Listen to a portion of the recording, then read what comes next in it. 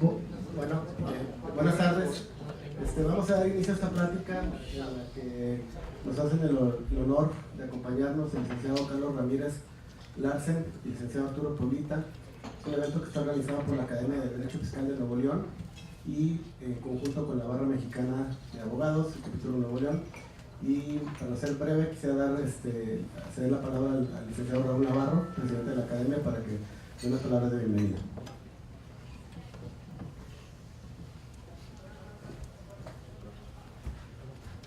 Hola, buenas tardes a todos. Muchas gracias por venir. Creo que, pues para empezar, tenemos pues, invitados de lujo, ¿no? Tanto Carlos como Arturo pues, son grandes exponentes de la materia tributaria y además en una coyuntura temporal muy importante, ¿no? Pues, este tema que estaba ahí un poco en el limbo se publicó el viernes pasado, ¿no? Entonces, creo que se vuelve un tema de súper actualidad y creo que eso se refleja en la asistencia, ¿no? Tenemos básicamente casa llena. Entonces, no tengo más que agradecerles pues, el que estén acá con nosotros. Creo que el evento va a ser muy interesante por el tema en sí mismo considerado y al mismo tiempo por nuestros expositores, y siéntense con toda la confianza pues, de interactuar con los expositores, que además esa es la idea, que sea una sesión interactiva entre los expositores y los asistentes. Y de nuevo, no me queda más que reiterarles el agradecimiento por venir. Muchas gracias. Le doy la palabra a Carlos que arranca la sesión. Muchas gracias, Raúl. ¿Qué tal? ¿Cómo están? Buenas tardes.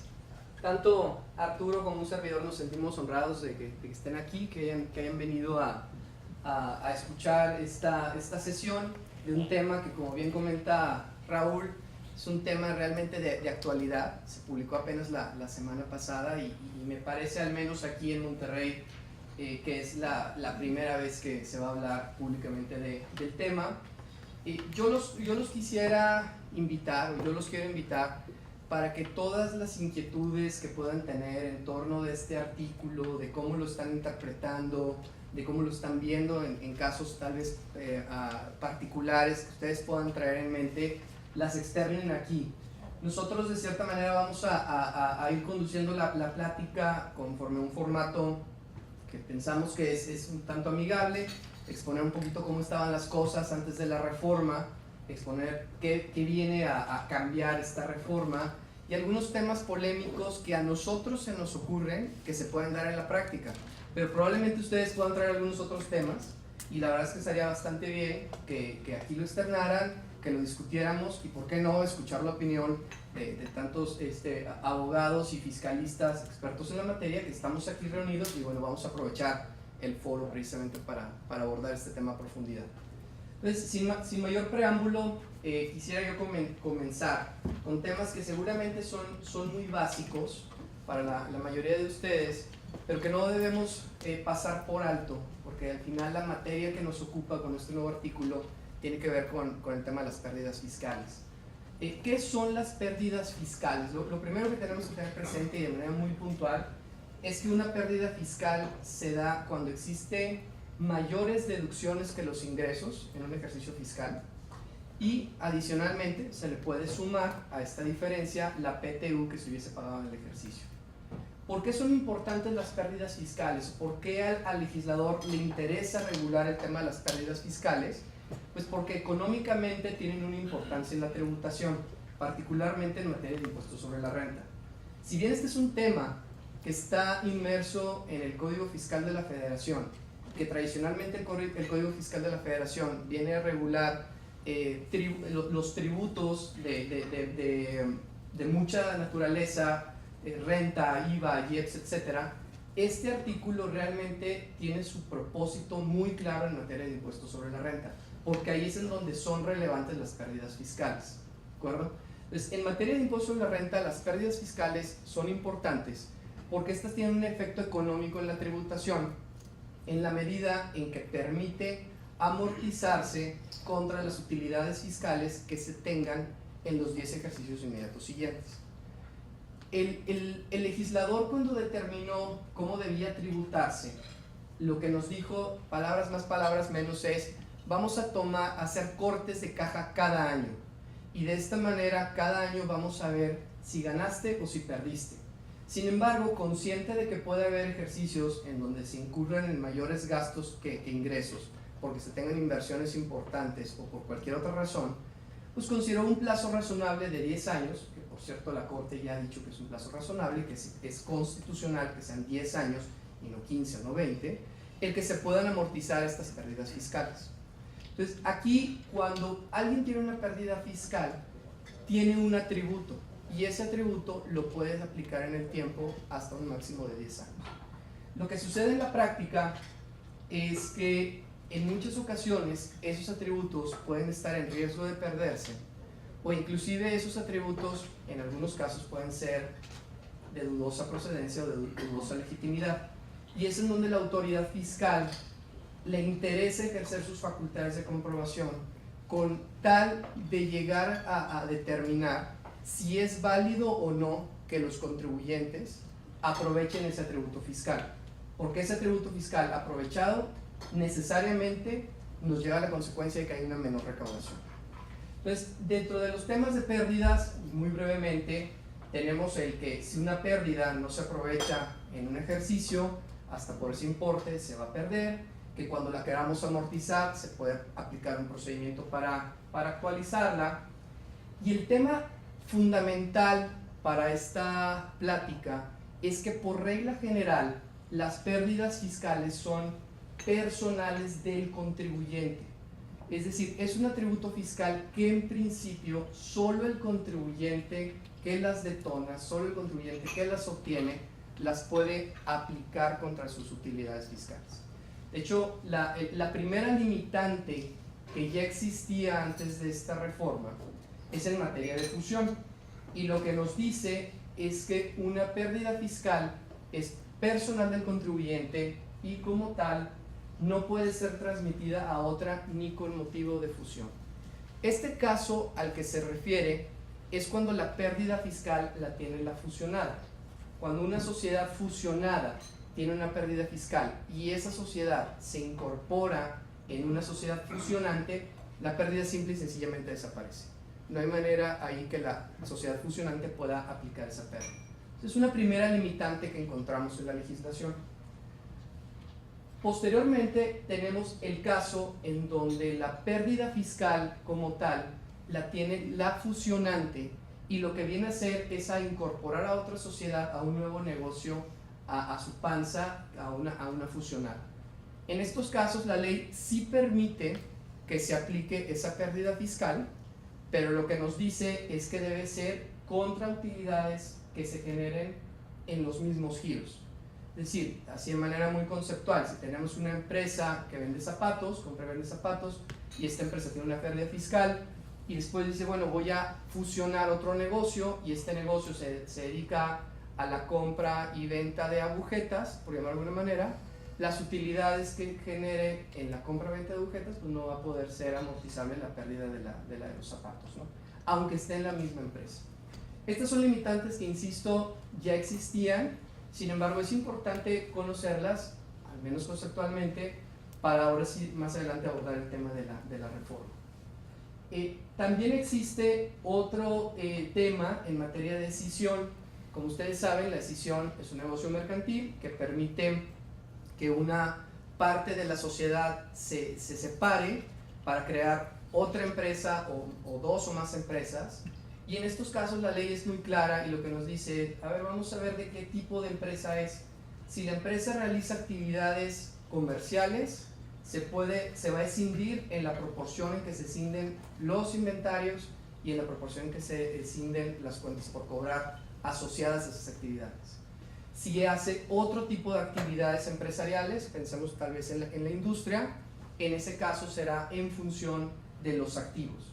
Entonces, esto al final lo que nos viene a decir es que ya la legislación establecía limitantes para la transmisión y el aprovechamiento de las pérdidas.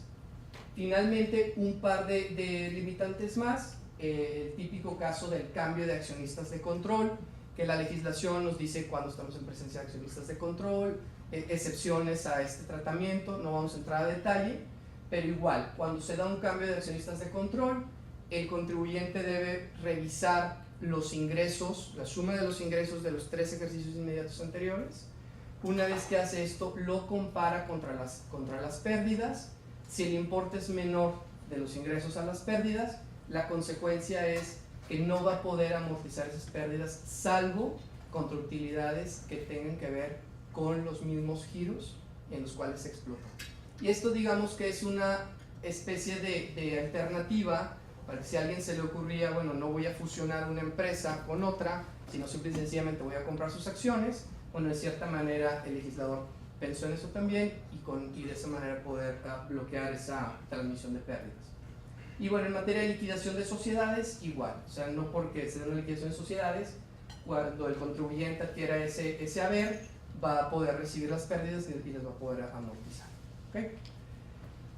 Estas limitantes, como les comentaba, ya existían y tienen un buen rato de existir. Sin embargo, en la práctica, la autoridad fiscal se ha dado cuenta que a pesar de eso, los contribuyentes, por medio de estructuras, por medio de reorganizaciones, por medio de planeación fiscal, evaden las limitantes que establece hoy día la ley del impuesto de la renta y como vía de consecuencia se siguen transmitiendo tributos en contra de lo que viene siendo la intención del legislador, que como el propio Ejecutivo lo identificó en su iniciativa, es que las pérdidas fiscales sean personales del contribuyente y que solo por excepción alguien más las pueda aprovechar.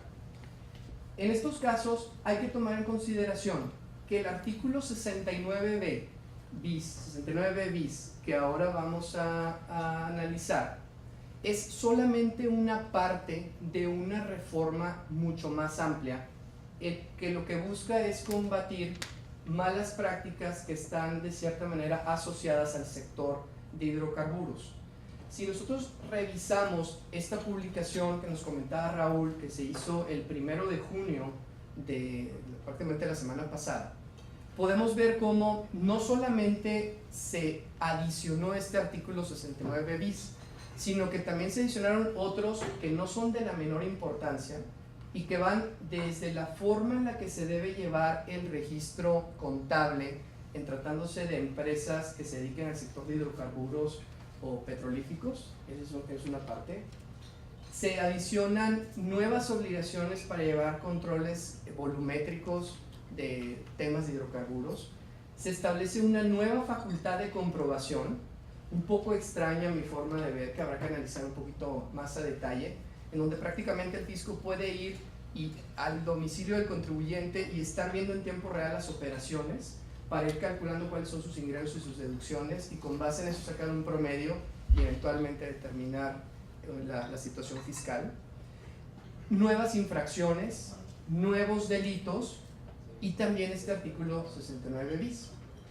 Con el tema de que a pesar de que esto forma parte de esta gran reforma, que insisto, no solamente toca temas de Código Fiscal de la Federación, también aborda temas de ley aduanera, del Código Penal Federal y ni se diga de las leyes especializadas en materia de hidrocarburos. Es una gran reforma que habrá que analizarla muy bien a detalle posteriormente.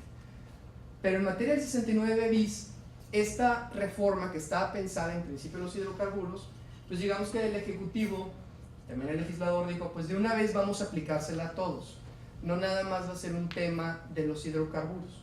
Y de hecho en la exposición de motivos queda claro como dice, esto lo que busca es inhibir prácticas tendientes a erosionar la base de renta mediante la transmisión indebida de pérdidas que podrían aprovechar empresas de nueva creación o preexistentes de dicho sector, hacía referencia al sector de hidrocarburos hasta ese momento, y después le agrega y en general de los distintos sectores de la economía. Entonces como que bueno, pues este era un tema pensado en los hidrocarburos, pero pues ya que estamos aquí, pues ¿por qué no ampliarlo y aplicárselo a cualquier tipo de contribuyente?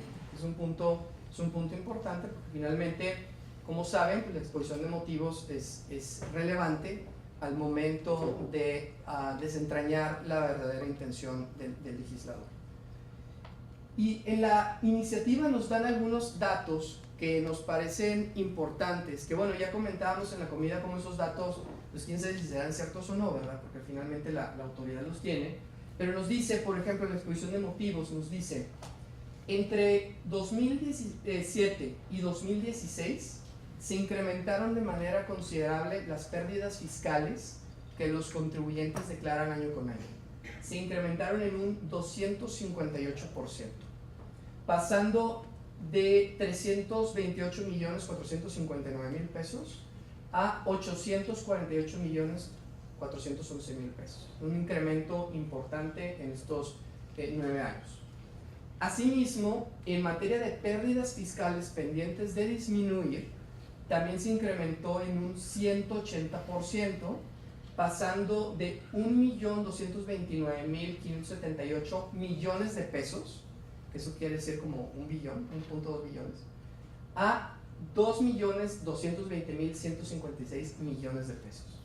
Una cantidad gigantesca. Yo estaba viendo hoy, por ahí alguien mandó en un chat una foto del SAT allá de México, en donde le habían modificado a la cifra de recaudación y decía que van a ser para este año 3 billones de pesos la cifra de recaudación del SAT. Y bueno, pues aquí no andamos tan perdidos con este atributo, digamos, si lo queremos ver de manera global, que los contribuyentes están reportando hasta el año pasado, hasta el 2016, alrededor de 2.2 billones de pesos. Esto de cierta manera lo que invitó a la autoridad a hacer fue a establecer un procedimiento en donde pudieran combatir las prácticas que ellos denominan pérdidas fiscales que carecen de razón de negocios, pérdidas fiscales que carecen de sustancia económica. Y entonces dice, vamos a combatir estos esquemas de planeación que dentro del marco legal lo que están buscando los contribuyentes es evadir las restricciones para la transmisión de pérdidas.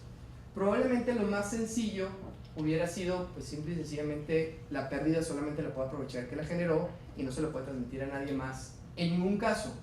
Pero como la ley sí lo permite en algunos casos, entonces tienen que establecer este tipo de procedimientos a fin de identificar lo que ellos denominan transferencia indebida de pérdidas. ¿Cómo funciona esto? Ya en los casos específicos, ahorita Arturo nos los va a comentar, pero en términos generales, así a grosso modo, lo que nos dice este artículo nuevo es que la autoridad va a poder presumir la comercialización indebida de pérdidas cuando la sociedad que las generó las haya generado en alguno de los supuestos que establece la ley. Ahorita vamos a ver cuáles son de manera detallada, y esa pérdida no se haya aprovechado por esa empresa o dentro del grupo de compañías a las que pertenece esa empresa, sino que salga del grupo de control, del grupo de la empresa. Cuando eso suceda, la autoridad fiscal va a tener una facultad de comprobación especial y expedita para poder auditar a los contribuyentes sobre la legitimidad de esa pérdida. Y aquí el tema es bien importante, es que dice que esto solo se va a ejercer cuando el contribuyente que tenga derecho a amortizar esa pérdida deje de formar parte del grupo económico al que pertenecía. Por lo tanto, si no sale del grupo económico, en principio este artículo es inaplicable. No quiere decir que la pérdida en automático sea legal, para nada. Lo único que quiere decir es que el SAT no va a poder ejercer las facultades de comprobación previstas en este nuevo artículo en la medida que la sociedad que generó la pérdida no abandone el grupo en el que estaba al momento de generar esa pérdida. ¿Okay? Esta presunción porque finalmente, como lo vamos a ver, esta nueva facultad lo que establece es una presunción. Es una presunción legal que ahorita vamos a discutir si admite prueba en contrario o no admite prueba en contrario.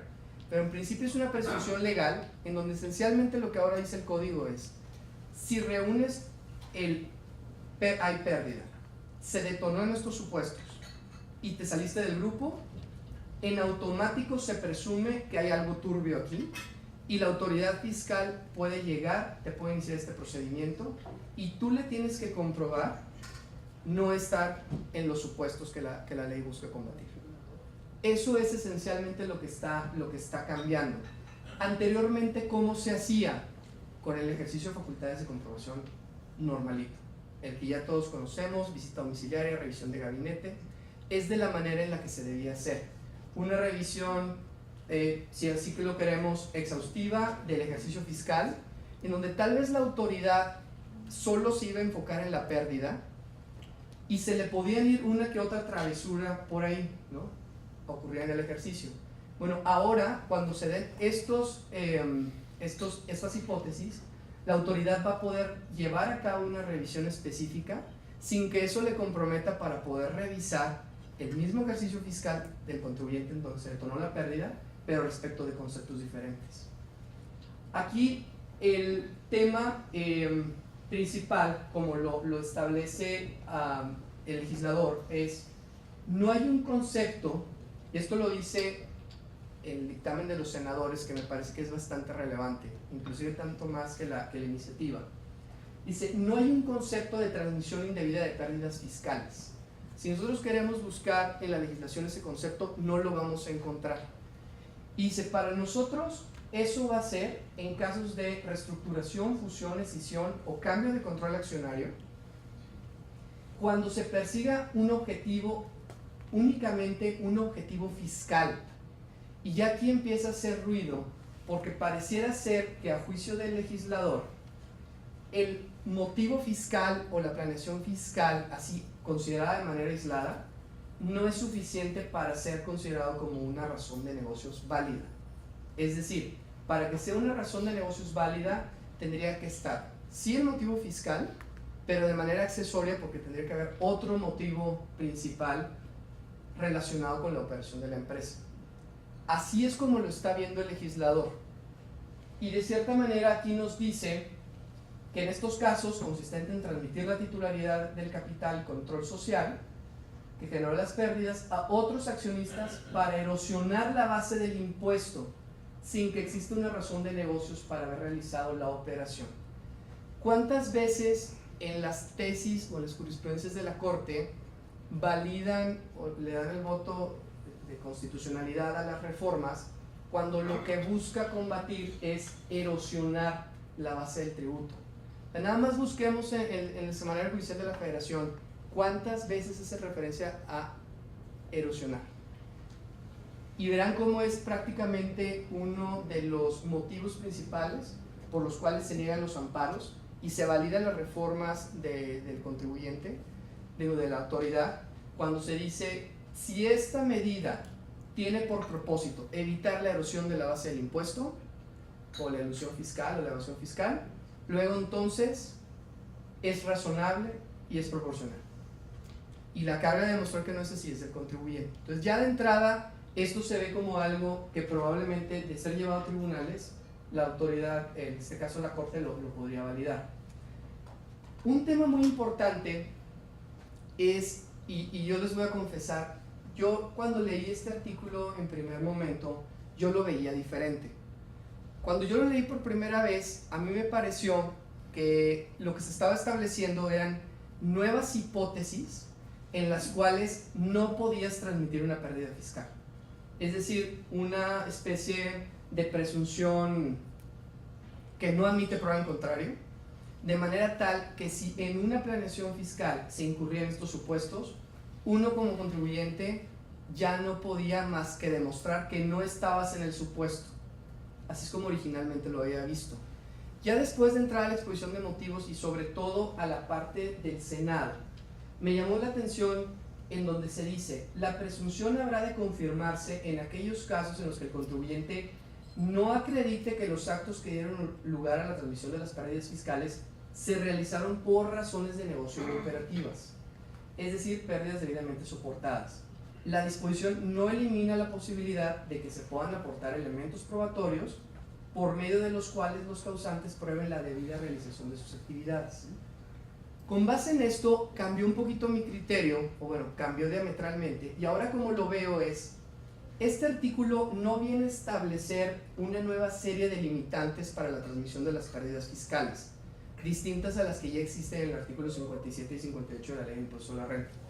Lo que viene a establecer es una especie de focos rojos, si se permite la expresión, en donde cuando el contribuyente actualice alguno de estos supuestos, la autoridad va a poder llevar a cabo este procedimiento y el contribuyente va a poder demostrar, uno, que no dejó la pérdida el grupo en donde se generó, dos, que no está en cualquiera de los 6 supuestos, o 3, que estando en cualquiera de los 6 supuestos y habiendo abandonado el grupo, la pérdida es legítima.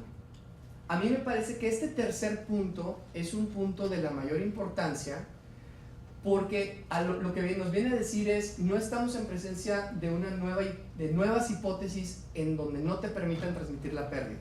No, sí la puedes transmitir. El tema es que tienes que demostrar en este procedimiento la legitimidad y la razón de negocios y la sustancia que está detrás de esa pérdida.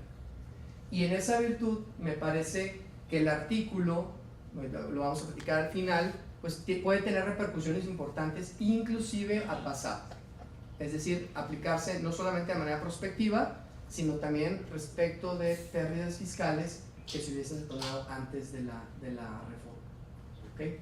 Entonces, bueno, estos son prácticamente los antecedentes. Voy a ceder el uso de la voz a Arturo para que nos platique un poquito el tema del artículo. Bueno, Arturo, por favor. Gracias. Sí. Bueno, muy buenas tardes a todos. Muchas gracias a la gente de la Academia de Derecho Fiscal de Nuevo León por la invitación. Les pediría si me pudieran poner la otra presentación, si son tan amables.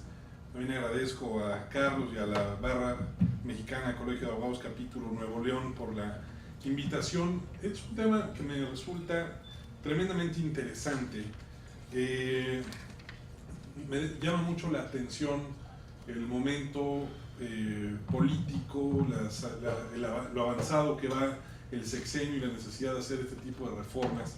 Hay muchas interrogantes que me genera esta publicación del artículo 69b bis, la selección misma de la denominación 69b bis, madre mía, me parece que termina siendo algo extraño, atípico, que se estén utilizando ese tipo de nomenclaturas. Habla de una mala técnica legislativa, pero salvo que estuvieran mandando alguna señal escondida de crear un halo de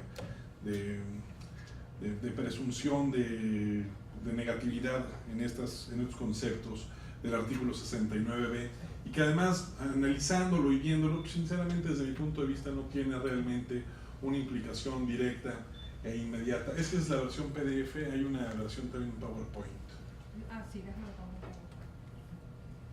Bueno, como lo estaba comentando ahorita Carlos, parte fundamental de la realización y de las presunciones que se van a establecer aquí de que las transmisiones de las pérdidas fiscales fueron indebidas tiene que ver justamente con la salida del grupo, de la empresa que haya sido utilizada para estas pérdidas.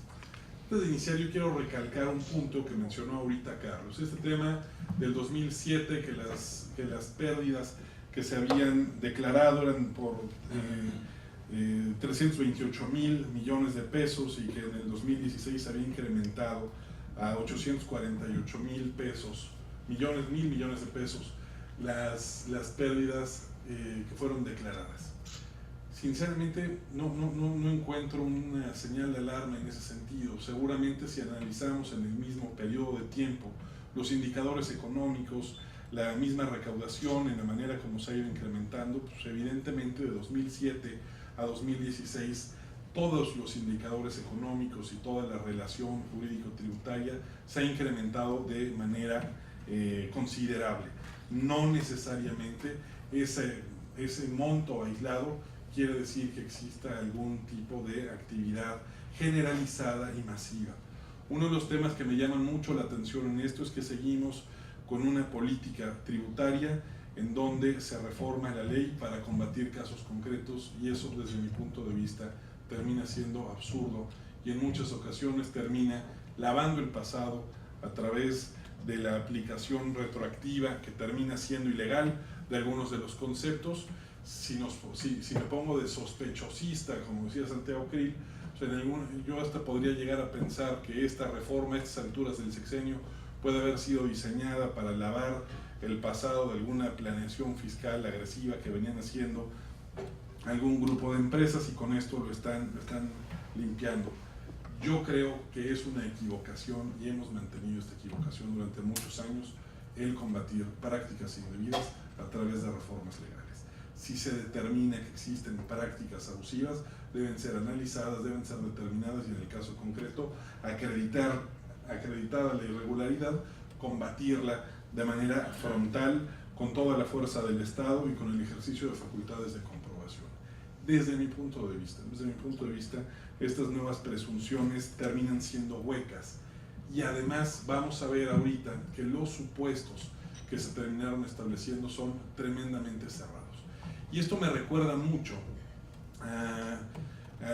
si ustedes recuerdan, el artículo 5 del Código Fiscal de la Federación, se pretendió en algún momento realizarle reformas para efectos de determinar que se debía privilegiar el fondo sobre la forma. Me recuerda también las reformas que se dio en el 2014 al artículo 26 del Código Fiscal de la Federación en cuanto a la determinación de responsabilidad solidaria de socios, accionistas y administradores, de tal forma que se fueron estableciendo una serie de presupuestos que terminaron cerrando realmente, más que ampliando, el ámbito de aplicación de esas disposiciones, y que hoy en día, en el tema de la determinación de responsabilidad solidaria de socios y accionistas, prácticamente es letra muerta ante la imposibilidad de las autoridades de determinar realmente casos específicos de responsabilidad. Bueno, algo similar sucede en este caso. Tenemos entonces el artículo 69b bis, el arranque, el primer párrafo es donde se van a establecer los elementos esenciales de esta presunción, y se va a dar bajo supuestos muy específicos, que van a estar establecidos en 6 fracciones establecidas en este artículo 69b bis, y que va a requerir, como lo había comentado Carlos hace un rato, forzosamente, que para que la transmisión de las pérdidas sea considerada como una transmisión indebida, una transmisión irregular, se deben dar estos supuestos de reestructura de la sociedad. La terminología utilizada en la reforma no es clara, se habla indistintamente de reestructuras, fusiones, escisiones y enajenación de acciones. En realidad, cuando habla de reestructuras, está hablando del género, y cuando habla de enajenación de acciones, de fusiones y decisiones, está hablando de especies dentro del género de reestructura. No es que se trate de conceptos diferentes. Entonces, para que se pueda dar estos presupuestos de determinación presuntiva de transmisiones indebidas de pérdidas fiscales, se requiere justamente, bueno, en primer lugar, tener una empresa, una sociedad perdedora, y se requiere también que esa sociedad perdedora haya salido del grupo económico al que pertenecía vía fusión, vía escisión o vía enajenación de acciones. En el mismo artículo se hace referencia al concepto de grupo. Este concepto de grupo está establecido en el artículo 24 de la Ley del Impuesto sobre la Renta, y específicamente son aquellos grupos, o se considera grupo, para los efectos de este artículo se considera grupo el conjunto de sociedades cuyas acciones con derecho a voto representativas del capital social sean propiedad directa o indirecta de las mismas personas en por lo menos 51%. Y es una excepción ahí en temas de acciones que están cotizadas entre el gran público inversionista. Pero entonces, para que hablemos de un grupo, nos tenemos que venir a esta definición del artículo 24 de la Ley del Impuesto sobre la Renta, donde existe una tenencia directa o indirecta por el mismo grupo de accionistas de más del 51%. Se puede dar en algunos grupos empresariales en donde existen accionistas que no necesariamente se comparten en todas las empresas. Pueden haber empresas en donde existen grupos de control, y en ciertos casos existen también participación de inversionistas o de accionistas diferentes. Debemos tomar en cuenta también que esta es una definición que no necesariamente refleja al 51%, se refiere al total de las acciones, sino en los grupos de control. Esto es algo que eventualmente en las sociedades anónimas promotoras de inversión o en las APIs puede perder importancia y aquí nos está aclarando si el 51% son acciones con derechos plenos corporativos o si son acciones que están limitadas. Pero bueno, es algo que en su momento se tendrá que ir determinando. Y les digo, ya que tenemos a la empresa perdedora, esta empresa perdedora tiene que salir del grupo vía fusión, escisión o enajenación de acciones. Ese es el presupuesto general, es justamente lo que nos estaba platicando hace un momento Carlos, es el presupuesto que se tiene que dar, pero no nada más se queda ahí. El segundo párrafo del nuevo artículo 69 bis nos dice que para que pueda proceder la determinación presuntiva de transmisión indebida de pérdidas fiscales, se debe dar cualquiera de los siguientes 6 supuestos. Y es ahí en donde yo creo que se termina metiendo un balazo en el pie la misma autoridad al estar determinando estos supuestos. En primer lugar, en la primera fracción, que se las estoy transcribiendo ahí, señala que obtenga pérdidas fiscales en alguno de los 3 ejercicios fiscales siguientes al de su constitución, en un monto mayor al de sus activos, y que más de la mitad de sus deducciones derivaron de operaciones realizadas entre partes relacionadas. Es mucha información, comúnmente es muy difícil entender a la primera lectura este tipo de fracciones. Evidentemente admite varios tipos de interpretación. La que a mí me pareció más aproximada es justamente la que les propongo aquí. Para mí esta primera fracción habla de empresas que nacieron para perder, que están diseñadas para ser perdedoras y que en los términos de la fracción primera tiene como características, número 1, en primer lugar, que los primeros 3 ejercicios se hayan obtenido pérdidas. Eso es atípico, ¿no? Pues comúnmente las empresas en los primeros ejercicios, en muchos de los casos, dependiendo del tipo de negocio, generan pérdidas fiscales, ¿no? Eso es una práctica común, es una práctica que se puede dar no como parte de una planeación. Entonces mete 2 elementos adicionales, no nada más que haya tenido pérdidas los 3 primeros ejercicios, sino además que esas pérdidas sean mayores a sus activos. Eso también es algo que se puede dar de manera común. Yo les aseguro que si hiciéramos un censo de las empresas que inician operaciones, muy probablemente al inicio de sus actividades, precisamente las pérdidas terminarán siendo mayor que los activos, ¿no? Pero bueno, pero existe otro elemento que es aquí donde se viene a complicar las cosas, que más de la mitad de estas pérdidas provengan de operaciones con partes relacionadas. Eso sí puede ser menos común que se llegue a dar, que estas pérdidas, más de la mitad, se hubieran generado en estos 3 ejercicios con operaciones entre partes relacionadas. Ahí estamos hablando, aquí sí, de un parámetro, de un patrón en donde podemos estar previendo la existencia de una estrategia para generar pérdidas de manera común y de manera recurrente. Ahora, no necesariamente puede ser así, como lo comentaba ahorita Carlos, se podría acreditar que no se está en el supuesto o que el origen de las pérdidas, aún en estos casos proviniendo de operaciones con partes relacionadas, no son parte de una planeación o de una estrategia abusiva, sino que además son producto real. La principal característica de esta primera fracción es que se deben cumplir los 3 requisitos, no son 1, 2, sino que tienen que ser los 3 requisitos forzosamente los que se tienen que actualizar para que en el momento en el que se realice la transmisión de las acciones de la empresa perdedora por venta, por fusión o por escisión, hasta ese momento se podrá considerar que es una práctica indebida, una transmisión indebida. Y vamos a ver ahorita qué quiere decir eso y cómo se tendría que determinar. Pero en este primer supuesto es una empresa que nace perdiendo y que el origen de sus pérdidas es básicamente operaciones con partes relacionadas, en donde además la proporción entre activos y las pérdidas es que los activos son menos de la mitad de las pérdidas. Perdón, que las pérdidas son mayores a los activos. Muy bien. En el segundo supuesto, aquí cambia la regla completamente. Yo le llamo que es la regla del 4º año. ¿Por qué? Porque nos va a determinar un esquema en el cual se va a presumir que la transmisión de la pérdida es indebida tomando una fotografía a partir del cuarto año de funcionamiento de la sociedad.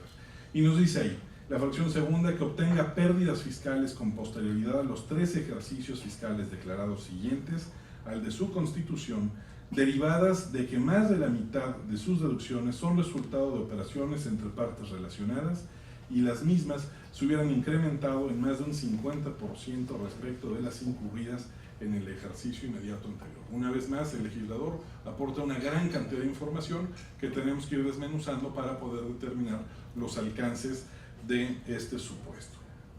En primer lugar, nos debemos olvidar de lo que sucedió en los primeros 3 años. Es una sociedad que fue constituida, que los primeros 3 años no nos importa que haya sucedido con ella, sino que a partir del cuarto año es cuando a nosotros nos va a importar qué es lo que está sucediendo con ella. Y nos menciona entonces esta fracción segunda, que después de los 3 años declarados se obtiene pérdidas. En los primeros años pudieron o no haber habido pérdidas, pero a partir del cuarto año ya estamos hablando de la existencia de pérdidas. El segundo presupuesto para la aplicación de esta presunción de transmisión indebida es que más de la mitad de estas pérdidas generadas a partir del cuarto año o siguientes que sean originadas por operaciones entre partes relacionadas. Una vez más estamos hablando de este concepto de partes relacionadas, lo que implica que pues, eventualmente pudiera haber una manipulación o una utilización artificial de las deducciones dentro de empresas que forman parte de un mismo grupo. Y después, que las pérdidas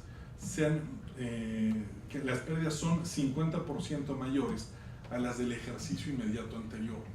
Esto, sin lugar a dudas, a mí me parece que se terminan con esta tercera regla que también se debe de cumplir. Se deben dar las 3 para estar en el supuesto, se terminan dando un balazo en el pie las mismas autoridades. Me queda claro que pueden existir actuaciones indebidas por parte de algún contribuyente cuando se puedan manipular pérdidas fiscales generadas por operaciones dentro de un grupo de partes relacionadas. Eso me queda claro que puede suceder. Lo que yo no entiendo es por qué se tienen que esperar el cuarto año. Pues entendería que es para diferenciarlo de la regla establecida en la fracción primera, nada más. Pero el hecho de que las pérdidas, que la regla que detone, que se considere que son indebidas, además de que sean partes relacionadas, es que hayan sido pérdidas fiscales declaradas en un 50% mayores a las del ejercicio inmediato anterior, ahí sinceramente no encuentro la razón de ser ni la lógica. Y además esto nos da pie a diferentes tipos de interpretaciones.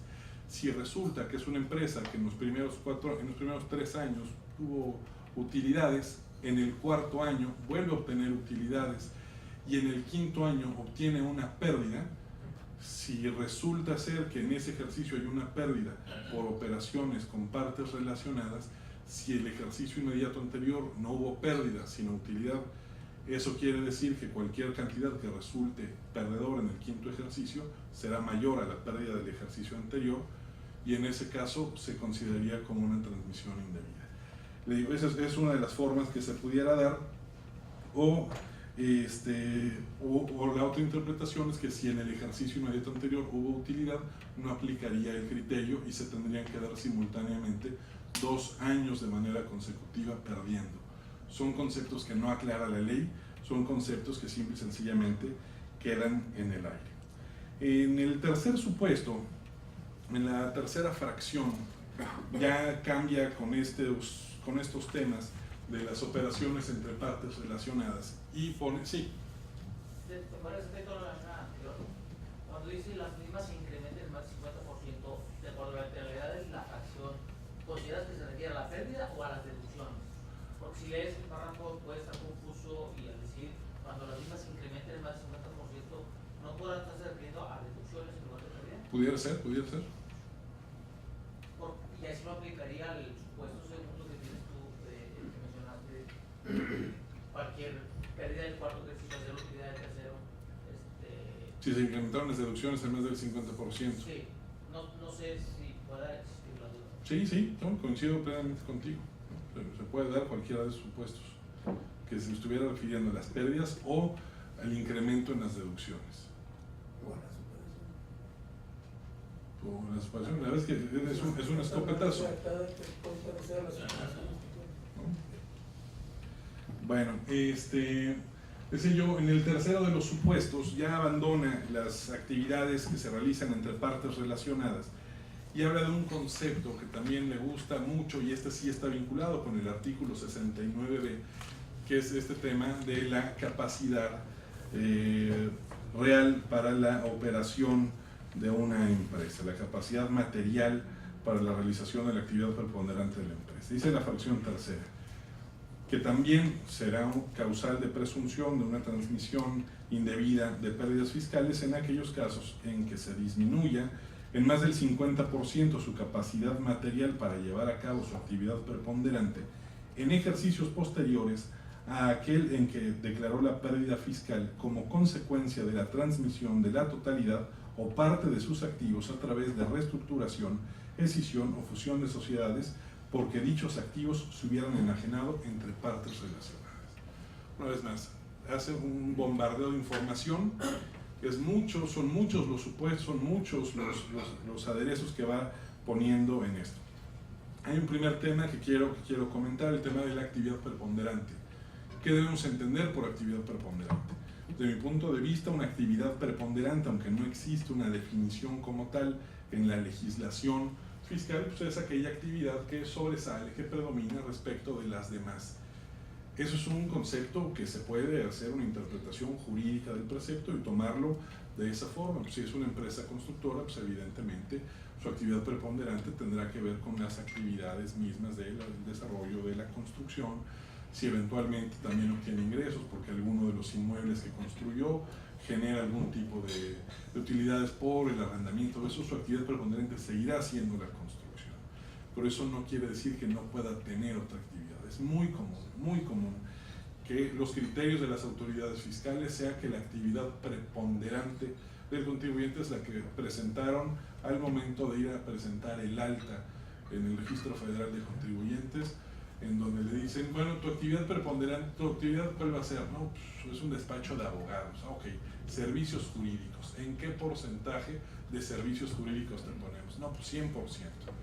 Y si resulta que en esos servicios jurídicos, en ese despacho, después están prestando un servicio, por decir, de traducciones, no son traducciones oficiales, no, esa ya no es tu actividad preponderante. La actividad preponderante es algo que puede mutar, que puede ir cambiando, no es forzosamente el concepto que se estableció en el momento que se fue al servicio de administración tributaria. A mí alguna vez me tocó ver una empresa que se había señalado como actividad preponderante, que era para la grabación de fonogramas, discos y todo ese tipo de cosas. Al paso del tiempo se convirtió en una empresa que organizaba conciertos y después, con base en eso que decían que no era su actividad preponderante, reportada ante el fisco, todas las erogaciones que habían realizado para organizar conciertos no eran deducibles porque no estaban vinculadas con su objeto. Les digo, son conceptos que se van poco a poco distorsionando y que van generando modificaciones. Pero bueno, les decía yo que por actividad preponderante no existe una definición como tal, se tiene que realizar una interpretación jurídica de ese concepto. Bueno, ¿y qué es lo que viene? Este supuesto, este tercer supuesto de la pérdida de la capacidad material hace referencia específicamente a que en primer lugar se tiene que declarar una pérdida fiscal. Aquí empezamos al revés, aquí empezamos con una empresa que declara la pérdida fiscal. En segundo lugar, tenemos que en los ejercicios posteriores, no se dice cuántos, se declara una pérdida fiscal, y en ejercicios posteriores no se menciona cuántos, no se dice que al inmediato siguiente, no se dice 2, no se dice 10. Se declara una pérdida y en los ejercicios siguientes, si se disminuye la capacidad material para la realización de su actividad preponderante, y además esta disminución tiene su origen en una reestructuración vía fusión, escisión o enajenación de acciones, al momento en el que se realice la amortización de la pérdida que se había obtenido con anterioridad, se entenderá que la transmisión se dio de manera indebida. ¿Qué quiere decir esto? En este tercer supuesto necesitan existir dos reestructuras, una para disminuir la capacidad operativa y otra para transmitir las pérdidas. Estamos hablando de dos operaciones de reestructuras. Una, para disminuir la capacidad operativa después de haber obtenido pérdidas, y otra, reestructura para la transmisión de las acciones de esa empresa que obtuvo las pérdidas. Es un supuesto que me parece muy difícil de alcanzar. Seguramente es un esquema que en algún momento vio la autoridad fiscal, es un esquema que evidentemente no le gustó a la autoridad fiscal, pero lo están estableciendo como si fuera un caso general o como si fuera un caso común. Oye, Arturo, y ahí Dime. que la discusión en ese supuesto específico de qué es la disminución de capital, de capacidad material, pues te puede dar una discusión súper álgida, porque no significa que no esté realizando actividad preponderante, si la sigo realizando. ¿Qué significa disminución? ¿El 1%, el 99%, cualquier número intermedio? O sea, creo que ahí sí es demasiado arbitraria la capacidad que tendría la autoridad de decirte, pues mira, en la medida que vendiste un solo activo del que derivó la pérdida con la que se declaró por la actividad correspondiente, te sitúo en esta operación. Sí, por supuesto. Mira, y además esa pérdida de esta capacidad material para la realización de la actividad preponderante pudiera ser tanto como que una empresa que originalmente tenían almacenes comerciales y tenían puntos de venta en diferentes centros comerciales, de repente toman la decisión de decir, ¿saben qué? Vamos a cerrar los locales comerciales que tenemos y a partir de ahora toda nuestra venta va a ser por internet.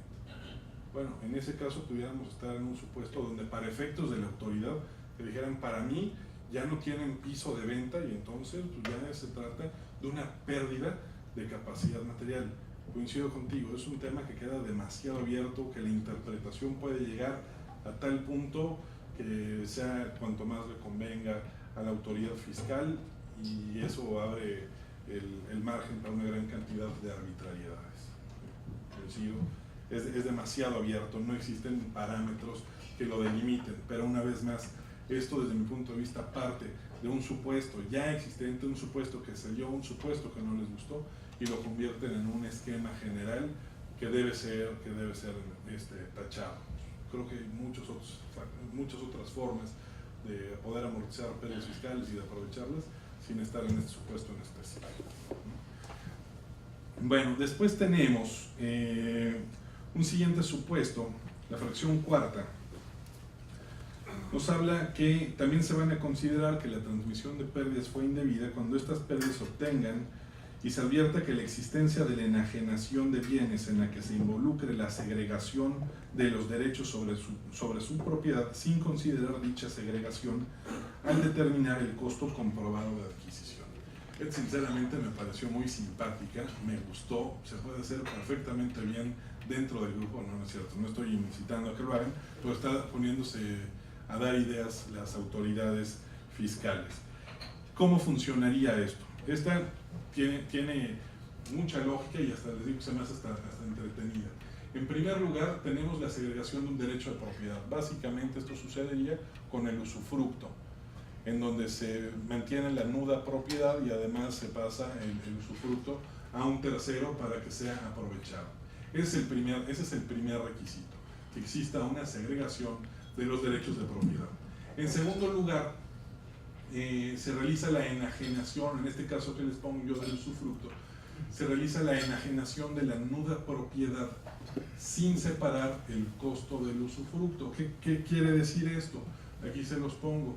Si se pudiera evaluar el monto de la nuda propiedad en 10 pesos y el del usufructo en 90 pesos, pues en realidad la enajenación de la nuda propiedad pues es algo que no tiene un valor económico mayor en este supuesto. Una vez que se realiza la enajenación de la nuda propiedad, el monto que se utiliza como base, como el monto original de la inversión, lo que se enajena es, o se considera que hubo un valor, un monto original de la inversión de 100, la enajenación de la nuda propiedad se da en 10, lo que implicaría que esta persona estaría reportando una pérdida de 90 en esta operación de enajenación de bienes. Evidentemente, esta transmisión de la propiedad bajo este esquema, la enajenación de las acciones de la empresa que generó esta pérdida, se va a considerar como una transmisión indebida. Con un tema le están abriendo los ojos a algunos bribones para que utilizan este esquema in-house, ¿no? No tienen que vender las acciones, generan esta operación dentro de la misma empresa y terminan aprovechando y amortizando la pérdida. Evidentemente no está diseñado para eso, pero termina dando ideas. Bueno, esto me queda claro también que es parte de una planeación o de un caso ya detectado por la autoridad y que desde mi punto de vista habían elementos suficientes para que las autoridades fiscales pudieran llegar a considerar que se trata de una práctica fiscal indebida. Después, en la fracción quinta, se habla de la obtención de pérdidas fiscales y que se advierta la modificación en el tratamiento de la deducción de inversiones previsto en la ley del impuesto sobre la renta antes de que se haya realizado al menos el 50% de la deducción. Una vez más, esto queda abierto un espectro verdaderamente amplio, lo estábamos comentando ahorita en la comida, por qué se podría variar el tratamiento a la amortización o a la depreciación de ciertos bienes. Bueno, pues se puede dar porque se venía deduciendo, o sea, venía depreciando no en los porcentajes máximos, sino en porcentajes menores al máximo. Se puede dar este cambio porque se venía depreciando un cierto bien que después es enajenado y se termina tomando la depreciación acelerada del resto por haber sido enajenado el bien, o puede ser que se venía depreciando un cierto bien y entra en vigor algún programa de deducibilidad anticipada, de deducción inmediata, y en ese caso se disminuye de golpe y de forma acelerada el resto de la inversión. Bueno, puede darse cualquiera de estos supuestos, es algo ambiguo, pero bueno, para que se cumpla con este precepto, se tienen que dar forzosamente estos dos conceptos: que se tenga una pérdida fiscal cuyo origen sea el cambio del tratamiento de una deducción de inversiones. Eso quiere decir que se venía depreciando un bien y al final del ejercicio, por alguna razón, o en el ejercicio, por alguna razón se toma una deducción del resto del monto y eso genera una pérdida. Desde mi punto de vista, eso no tendría por qué considerarse propiamente como una actividad indebida o como si no existiera una razón de negocios. Una vez más, como lo comentaba Carlos, en el procedimiento que vamos a ver en un momento, ahí se podría acreditar que efectivamente el cambio en el tratamiento de las inversiones derivó del aprovechamiento de un decreto de deducción anticipada o de la enajenación del bien que se venía depreciando. No necesariamente tendría que haber una actividad irregular. Y bueno, pues ahí les pongo un ejemplo, que les decía de la deducción inmediata. Se venía depreciando un barco a razón del 6% anual. En el cuarto año de la depreciación se optó por una deducción anticipada, producto de un decreto del presidente de la República, y como únicamente se había depreciado el 24%, es decir, no se había llegado al 50%, se daría una deducción del resto. Habría una variación y eso evidentemente en ese cuarto ejercicio podría terminar generando una pérdida fiscal. Desde mi punto de vista no existe un razonamiento lógico jurídico que permita sostener que se trata de una práctica indebida. Pero bueno, en ese caso el contribuyente tendría en el procedimiento que acreditar que existe una razonabilidad para ese cambio de la inversión. Bueno, y después tenemos el sexto supuesto: que se obtengan pérdidas fiscales y se advierta que las deducciones cuya contraprestación esté amparada con la suscripción de títulos de crédito y la obligación adquirida se extinga mediante forma de pago distinta a las previstas para efectos de las deducciones en la ley del impuesto sobre la renta. Si yo pago una deducción con un cheque nominativo para bono en cuenta, pues ese cheque es un título de crédito. Eso estaría mal. Pues en realidad creo que fue desafortunada una vez más la utilización del lenguaje por parte de la autoridad, y desde mi punto de vista, como se debiera interpretar esta disposición, es en primer lugar que se obtengan pérdidas fiscales cuando se realicen operaciones en donde el pago no cumpla con los requisitos del artículo 27, fracción tercera de la ley del impuesto sobre la renta. Si es una operación en donde no se pagó con cheque nominativo para abono en cuenta de beneficiario, si no se pagó con una tarjeta de crédito, débito, servicios, si no se cumplieron con esos requisitos y se pagó mediante algún otro mecanismo, lo tengo claro que se trata de haber dado pagarés que en realidad nunca se cobraron, que se tuvo por satisfecho el interés del acreedor y en ese momento decían que se había tomado la deducción. Pueden haber prácticas indebidas con esto, por supuesto, pero no necesariamente porque no se hayan cumplido con los requisitos de deducibilidad. Pero bueno, es lo que nos dice esta fracción. ¿Qué es lo que trata de evitar entonces? Que se utilicen mecanismos en donde realmente se estén simulando operaciones en donde se toman deducciones que en realidad nunca se pagaron y que ese tipo de operaciones generen las pérdidas fiscales. Si este es el origen de la pérdida fiscal al momento de hacer la enajenación de esas acciones o que salga del grupo vía fusión, escisión o la enajenación de las acciones, esa transmisión de las acciones va a ser considerada como indebida por parte de la autoridad. ¿Y qué quiere decir esto? Bueno, pues en estos 6 supuestos quiere decir que se iniciará un procedimiento para determinar y presumir, tener con una declaratoria de presunción que son indebidas. Y que con eso, ¿cuál va a ser la consecuencia? La consecuencia la vamos a ver ahorita, nos la da el mismo artículo. Para que pueda determinarse que efectivamente hay una operación en donde hay transmisión indebida de pérdidas fiscales, este es el procedimiento que nos va a dar el artículo 69 bis. Este procedimiento establecido especial en este artículo implica que todas las actividades, todas las actuaciones en este procedimiento se van a realizar a través del buzón tributario. Forzosamente, buzón tributario, no existe ninguna otra posibilidad. Todas las comunicaciones fisco-contribuyentes serán por esa vía. No hay notificaciones personales, no hay absolutamente nada.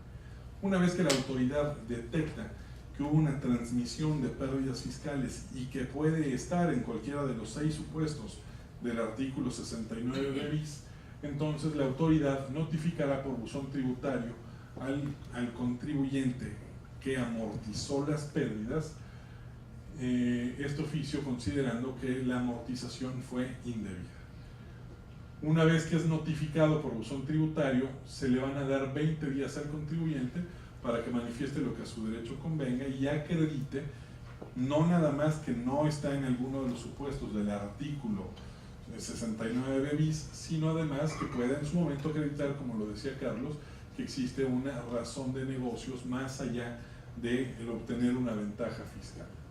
Esto es importante porque a partir de que venza este plazo de los 20 días para que el contribuyente manifieste lo que a su derecho convenga, se comienza a computar un plazo de 6 meses totales que tiene la autoridad para resolver y determinar en definitiva si se desvirtuaron o no esta presunción de transmisión de pérdidas indebidas. En el mismo artículo se establece que bueno, se le dará derecho al contribuyente para manifestar lo que a su derecho convenga y en su caso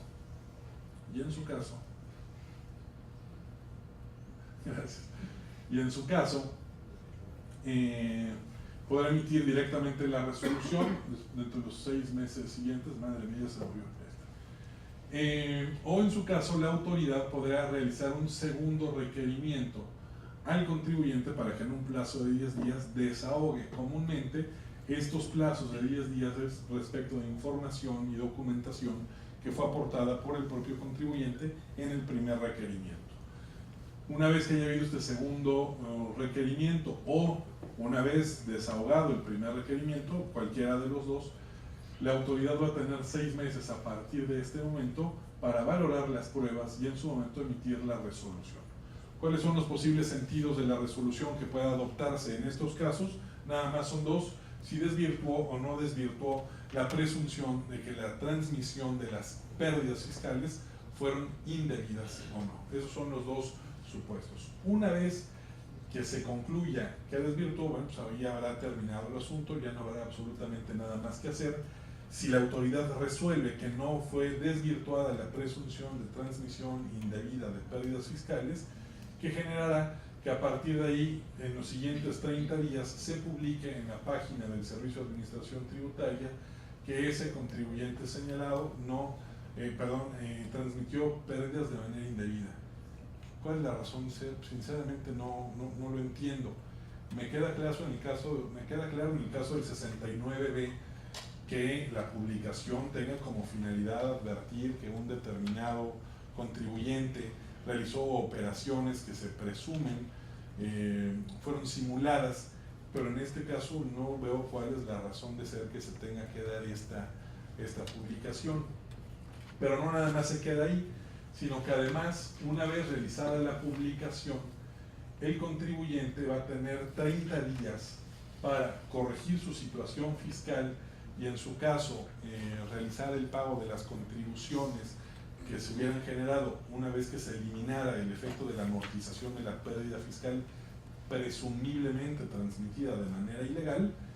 Y si no corrige su situación fiscal, entonces dentro de los 30 días siguientes la autoridad estará en posibilidad, y lo marca así expresamente el artículo 69 bis, de iniciar sus facultades de comprobación, pero de manera exclusiva a través del procedimiento de revisión electrónica que prevé el artículo 42, fracción novena del Código Fiscal de la Federación. ¿Qué quiere decir esto? Que a partir de aquí, una vez más, el propio contribuyente podrá defenderse, podrá hacer valer lo que a su derecho convenga para acreditar que no existió una transmisión indebida de pérdidas fiscales. Una vez que termine la revisión electrónica, el contribuyente podrá, en su caso, presentar los medios de defensa, tanto recurso de revocación como juicio contencioso administrativo, que es uno de los temas que vamos a platicar también ahorita a continuación. Bueno, sí, dime, Estado. En la primera etapa del procedimiento podíamos considerar que cuando no desvirtúa pues más bien al manifestar lo que su derecho convenga y al emitir la resolución no desvirtúa todos los hechos en los que se apoya a la autoridad, podríamos considerar que ahí no existe una resolución definitiva para efectos de que pueda interponer algún medio de defensa, sino que será hasta la otra etapa, ya cuando tiene los 30 días para corregirse o no corregirse, y es cuando la autoridad pues ejerce sus facultades de comprobación. Hasta que emite esa resolución es cuando el particular va a poder defenderse a través de unos requerimientos de defensa. Sí, desde mi punto de vista, no es ni siquiera dentro de estos 30 días para la publicación, sino que sería hasta que concluyera la revisión electrónica en contra del crédito fiscal determinado como resultado de esa facultad de comprobación, que se podría hablar de una resolución definitiva que pudiera ser impugnable a través del recurso de revocación o del juicio contencioso. Desde mi punto de vista, hasta ese momento. Desde mi punto de vista, no lo prevé así. Esta resolución pudiera ser, bueno, no lo sé, sinceramente. Hay un punto, sí. Mira, nada más para contestar, porque de hecho ya pasamos ahora sí que a la tercera sí. parte de la presentación, que son los temas de debate. Hay una parte dentro del artículo, que yo aquí lo tengo, lo voy a leer literal. Dice, ya después de todo el procedimiento, pero antes de los 30 días, en contra de la resolución que emite la autoridad fiscal, de conformidad con este artículo, procederá recurso de revocación. Pues pareciera ser que la legislación sí permite que una vez que concluye este procedimiento y que se ubique el contribuyente como un contribuyente que recibió de manera indebida la transmisión de pérdidas, sí puedas litigar esa cuestión, con independencia de que en ese momento no te hayan determinado un crédito fiscal, que eventualmente también podría ser motivo de litigio en su momento, y eventualmente pues hasta se podrían acumular, ¿no? Un tema que es debatible es si la ley nos dice que contra la resolución definitiva o contra la resolución que emite este artículo procederá el recurso de revocación, si de cierta manera el legislador quiso ser enfático que en estos casos solo procede el recurso de revocación, o si vía opcional puedes acudir al juicio contencioso administrativo federal. Es un tema que no lo aclara ni la exposición de motivos, ni mucho menos la ley como quedó. desde el punto de vista, y no sé, de este tema no nos hemos puesto de acuerdo, entonces podría generar debate, pero desde el punto de vista, el recurso de revocación, por su naturaleza, que es optativo, que el propio código nos dice que puedes presentarlo de manera optativa al juicio de contencioso administrativo, no habría ningún impedimento para que el contribuyente pudiera promover el juicio contencioso administrativo, sobre todo porque la ley orgánica del Tribunal Federal de Justicia Administrativa permite impugnar actos en general o en materia fiscal que generen un agravio al contribuyente distinto de los típicos de multa, crédito fiscal o rechazo de devoluciones. Entonces a mí me parece que el contribuyente sí lo podría hacer. Y ya haciendo eso, si eventualmente le abren una auditoría y le determinan un crédito fiscal, también lo podrá impugnar, y creo que lo técnicamente correcto es que el juicio se acumule para que se resuelva en una misma litis, ¿no? César. Sí, yo quisiera comentar, a mí me parece que tiene dos ángulos del enfoque. Aquel contribuyente que incurre en las pérdidas, que luego son utilizadas por otro contribuyente, y quisiera ponerlo simplemente como referencia en el contraste, el 69B que tenemos hoy día. Tiene un ángulo diferente cuando se trata del contribuyente que emite el comprobante en relación con su capacidad material y su carga de prueba es distinta de aquel contribuyente que recibe el comprobante, lo deduce y acredita con él, tiene un componente diferente, el enfoque de prueba respecto a los hechos que dan lugar a sus deducciones o su acreditamiento. Me parece que aquí es el mismo caso, con un aspecto que puede ser grave, porque todo el procedimiento que se acaba de explicar es para el contribuyente que incurrió a las pérdidas, no para el que lo dedujo. De hecho, el que incurrió a las pérdidas ni siquiera tiene crédito fiscal propiamente. O sea, eventualmente podrá tener una multa por pérdidas declaradas en exceso, si fuera el caso. Pero el crédito fiscal al que se refería a la corrección, por el tema de los recargos, como lo plantea, es al que dedujo la pérdida. Entonces, al que dedujo la pérdida no le abren un procedimiento ni tiene la posibilidad que tiene el que incurrió la pérdida en el planteamiento constante. Y creo que ese es el enfoque que tendría que verse y la oportunidad, el derecho de audiencia y cómo debe de plantearse. Ahora, pasa igual que el 69, cuando el que expide el comprobante va al tribunal y solicita la suspensión de la publicación en los términos planteados porque le genera un perjuicio, el descrédito y lo que puede representar. Puede ser lo mismo aquí, toda vez que no es una resolución definitiva. Contra esta resolución, aquí sí te da la vía del recurso administrativo como una posibilidad adicional, porque no reúnes los requisitos de procedencia necesariamente de juicio de nulidad, y eventualmente sobre esa base puede suspender su publicación y hasta que queda firme y se publica, pues entonces puede trascender con alguna otra posibilidad. Y esto yo creo que es para lo que está pasando ahorita, que te da una posibilidad de defensa para que no puedas impugnar en amparo indirecto, si quisiera pensar más en el planteamiento, esa primera resolución. Entonces, creo que las vertientes se separan y tendría un enfoque, y además aquel que tuvo el derecho de las pérdidas, esa publicación que se hace que le genere un perjuicio, pues también tendrá en su momento la posibilidad de impugnar esa determinación porque no le están dando la oportunidad dentro del procedimiento de comparecer y hacer valer los derechos con ellos. Y es que este procedimiento por su propia naturaleza puede ser, o sea, puede darte varias aristas, porque por ejemplo, si se da un cambio de accionistas, la empresa que generó la pérdida es la misma que la va a amortizar. Si se da una escisión, la empresa que generó la pérdida es distinta de la que la va a amortizar. Realmente es un procedimiento por demás complejo. Claro. Otro de los temas que también ya adelantamos algo, pero también queríamos poner aquí sobre la mesa, es el tema sobre la posibilidad de que esto lo apliquen respecto de pérdidas que hubiesen obtenido, que se hubiesen generado antes del 1 de junio, que fue cuando se publicó, o antes del 2 de junio, si queremos ser muy técnicos en el sentido de cuándo entró esto en vigor. Yo originalmente como lo veía, era en el sentido de decir, bueno, si esto viene a ser nuevas limitantes para transmitir las pérdidas, o sea, de manera tal que en cualquiera, que te ubiques en cualquiera de los supuestos que Arturo nos explicó, no puedes transmitir la pérdida. En ese caso parecería que esto no tendría por qué aplicar de manera retroactiva, porque antes de esta reforma no había nada que impidiera llevar a cabo ese tipo de reestructuras. Pero si lo vemos como que esto es simple y sencillamente ciertos focos rojos que permiten al SAT ejercer facultades de comprobación cuando identifique este tipo de estructuras, entonces no habría ningún impedimento para que lo pudiera aplicar con respecto de pérdidas ocurridas con anterioridad, porque no está alterando en nada la transmisión de la pérdida. O sea, la transmisión de la pérdida, pues, si está soportada, pues sigue siendo legal. El tema es que ya la autoridad tiene un procedimiento para desenmascarar ese tipo de operaciones y advertir si fue legítima o fue ilegítima esa pérdida fiscal.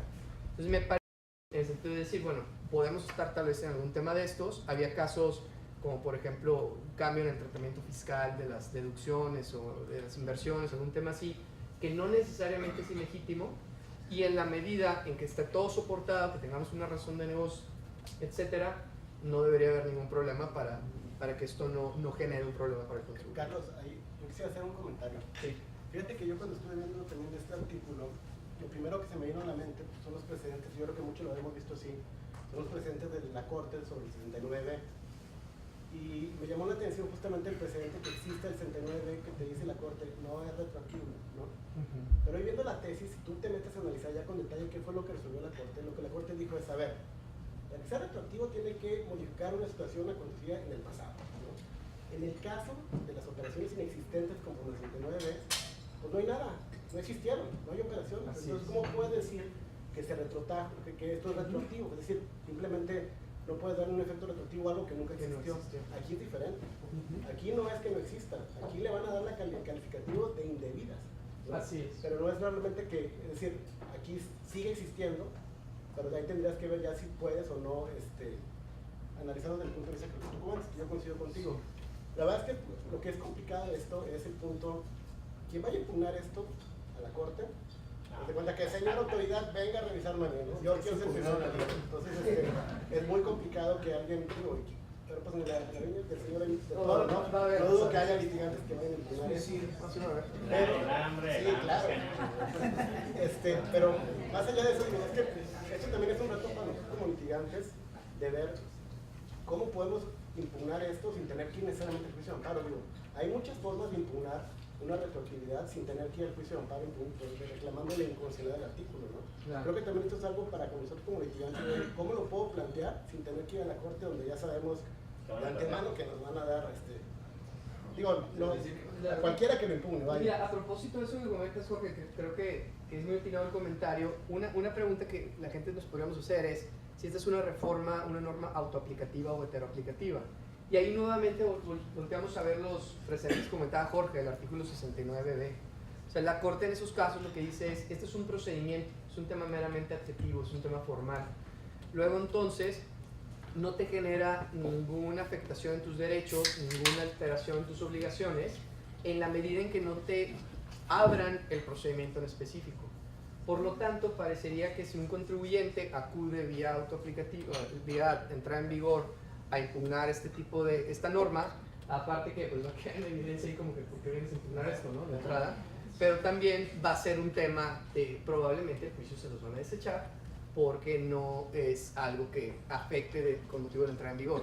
Y la razón por la cual no afecta con motivo de la entrada en vigor es solo si leemos el artículo en el sentido de que no nos está estableciendo nuevas limitantes para la transmisión.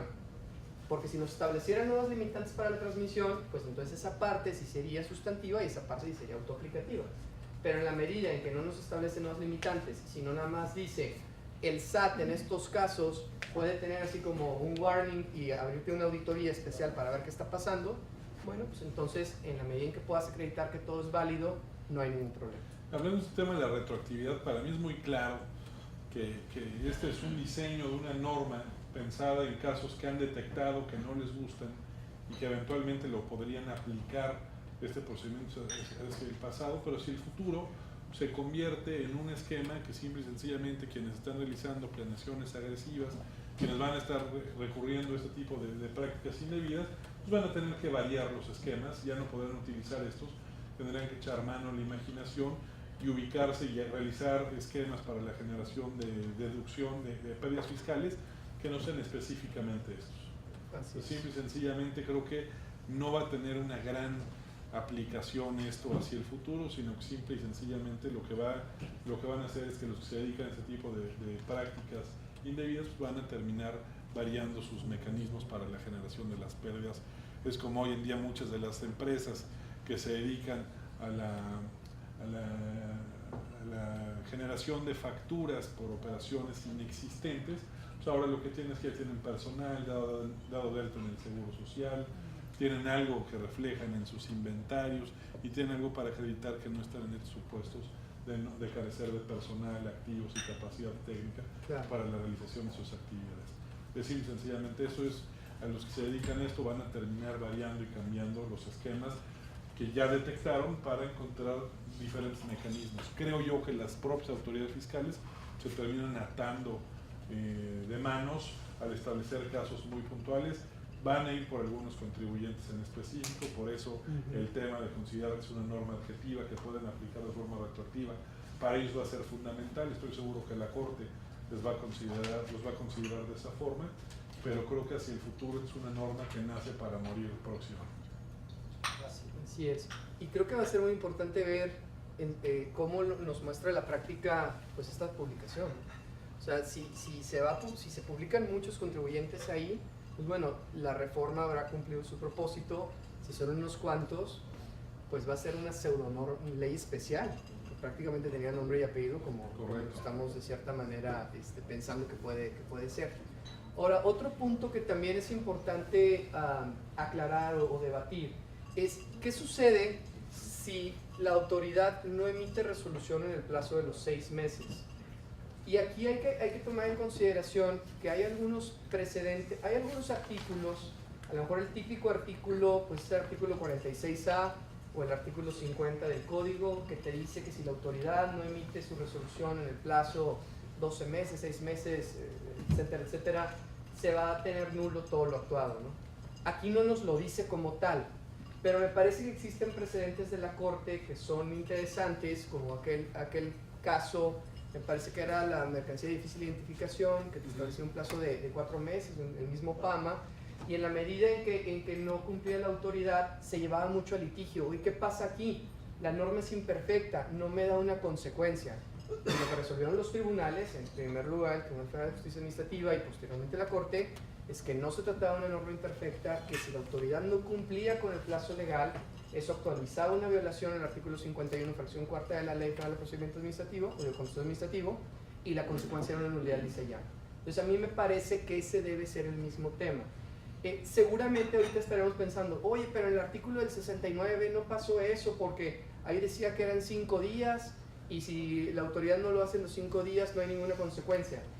Yo creo que es un tema diferente, porque en el tema del 69, lo que dijo la Corte es que los 5 días era para que la autoridad revisara las pruebas, pero que no tenía un plazo para meter resolución. Que el plazo podía ser dentro de los 5 años. Y en la medida en que esos 5 años de la caducidad no se cumplieran, pues bueno, si se cumplían, pues bueno, ya no lo podía hacer, pero si estaba dentro del plazo no había problema. Entonces, es diferente cuando la ley no establece un plazo, en cuyo caso tradicionalmente la Corte lo suple con el artículo 67, a cuando la ley sí establece un plazo, inclusive sin consecuencia. ¿Quieres comentar? Sí, sobre ese tema. Pero es que incluso yo creo que el plazo de 5 años no sería un tanto aplicable. Claro. Porque el plazo es sobre una universalidad de contribuyentes, ¿sí? Voy a ejercer facultades en 5 años respecto de qué, respecto de quién.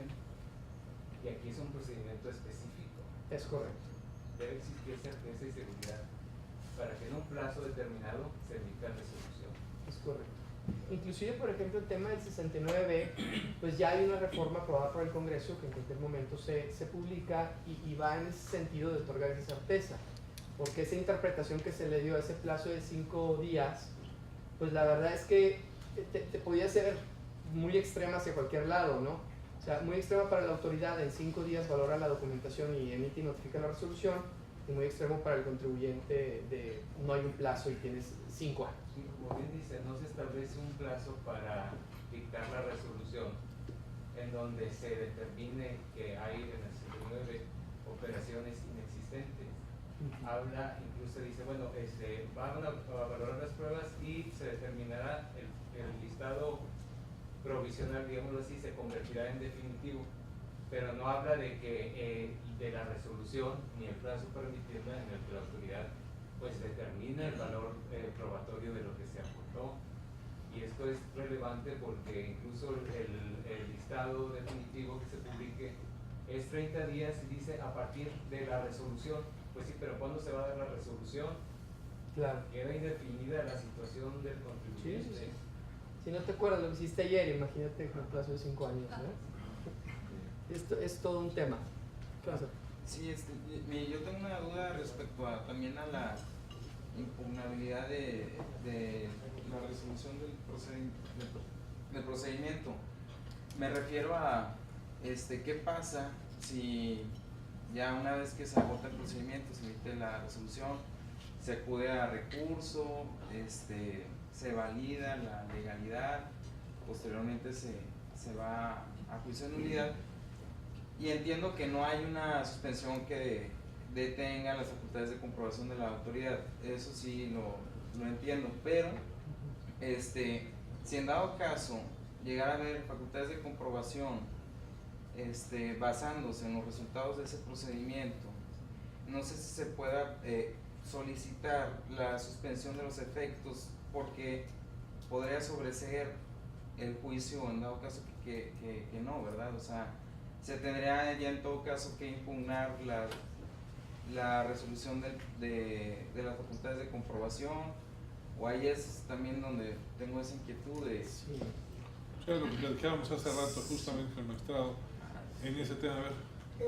Quisiera ahí puntualizar algo que me queda una duda, Sí. porque de aquí a 2 años voy a tener sus juicios y no va a ser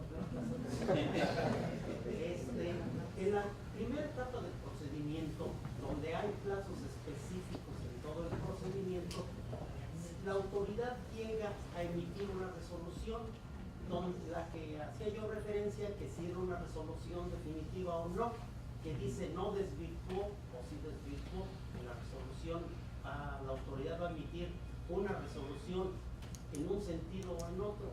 Bueno, si le es desfavorable, lógico es que cuando le va a afectar al particular, yo considero que ahí cuando se dice no desvirtuó, ¿qué va a pasar? Para mí que esa resolución, aun cuando la ley acota a que se puede interponer un recurso de revocación, no puede ser un señalamiento específico del recurso, porque todos sabemos que es optativo. Tendría también como consecuencia interponer el juicio de nulidad, y para mí que sí sería una resolución definitiva, porque esta resolución, cuando dice no desvirtuó, puede la autoridad ejercer sus facultades de comprobación y puede decir, ¿sabes qué? Aquel hecho es un hecho consentido porque no lo impugnaste. Entonces ya lleva 1-0 el particular sin haber agotado el medio de defensa. Es correcto. Y la autoridad se puede valer de eso para relacionar esta resolución como acto consentido, por si quieren hacer valer allá otra cuestión relacionada con eso. Sí, de Ya hecho, no puedes hacer valer eso agravios en contra de aquello porque no empieza la suspensión. porque no interpusiste el medio de defensa. Ya no vamos a hablar de que no desvirtuó, sino Claro. simplemente si Una no preclusión. se impugna, puede decir que hay preclusión y puede considerar como actos consentidos todo lo que antecedió a las facultades de comprobación, y ahí a lo mejor puede quedar esta indefensión particular. Que sería muy riesgoso porque ciertamente pareciera ser que sí se dan las hipótesis para hablar de una preclusión, en el sentido de ya te dijeron que la transmisión de la pérdida fue indebida. Si tú no lo impugnas, lo consientes, y lo único que podrías litigar en un litigio futuro serían vicios propios relacionados con la auditoría como tal que te determinó el crédito, o vicios de competencia o lo que sea relacionado con el crédito en sí, más no el fondo económico de si la pérdida era válida o no, porque para eso tuviste una oportunidad que dejaste pasar. Ciertamente, creo que no preguntaste eso, pero de ahí se dedujo, yo también lo leí un poquito así. Bueno, desviando un poco del tema, o sea, pero también si se interpone un recurso en contra de la resolución que deriva de las facultades de comprobación posteriores al procedimiento del 69 bis, pues hay posibilidades de manifestar hechos y ofrecer pruebas, ¿no? O sea, y tomando en cuenta también Sí. la jurisprudencia de la litis abierta de la Suprema Corte, pues no creo que se acote tampoco la discusión, ¿no? Pero depende si tú presentas el recurso versus la resolución definitiva que te dice que la transmisión de la pérdida fue indebida, o versus la determinación del crédito fiscal que viene como consecuencia de la revisión electrónica que te inician con posterioridad a esa resolución definitiva que Sí, me refiero a la de versus de la que resuelve la situación fiscal del contribuyente, porque pues vaya, o sea, se podría bueno, no sé. Sí, pues, o sea, yo creo que Sí. el recurso, pues naturalmente vas a poder ofrecer pruebas, ¿no? Sin ningún problema. Pensemos en el primer recurso, contra Sí. la resolución que te confirma que la transmisión, o que te concluye que la transmisión fue indebida. Ahí vas a poder presentar pruebas adicionales a las que ofreciste en el procedimiento. Yo creo que sí. Sí. Yo creo que sí. Y de hecho va a ser necesario si después les quieres subir al juicio, ¿no? Sí, claro. Un tema que comentabas que también me parece interesante es el tema de la suspensión. O sea, no estoy tan seguro, o sea, si tú presentas un recurso, lo que te dice el Código Fiscal de la Federación es que no se van a ejecutar los actos en materia de recurso en la medida que el recurso esté en trámite. Para que no se Pues quede probablemente sí le puedas poner un alto para que no continúe el tema esto de los 30 días y que me publiques en la página del SAT y en el Diario Oficial de la Federación o lo que sea y luego me abres una auditoría. Lo que no estoy tan seguro es si ese recurso ya se resuelve, si puedas detener entonces el ejercicio de las facultades de comprobación por el simple hecho de ir a juicio y litigar esa resolución. Eso va a ser decisión del tribunal cuando le pidan la suspensión a él y le digan, oye, nada más que equipáralo para que el SAT no me inicie facultades de comprobación. Sí, es que por ser un tema de orden público puede que no se detengan, pero los efectos de la resolución podrían detenerse. O sea, en dado caso que hay una resolución que resuelva la situación fiscal, donde impongan el crédito, etcétera, esos efectos se podrían detener sin yo creo que lo que se garantía. podría suspender sería a lo mejor la publicación, pero el ejercicio de facultades de comprobación. Sí, es correcto, yo creo que es buena presión esa, o sea, el propio código te lo dice, se suspenden los efectos de la resolución. Es decir, yo también coincido que te suspendan las facultades de comprobación, es decir, que alguien diga, no abren facultades, híjole, están...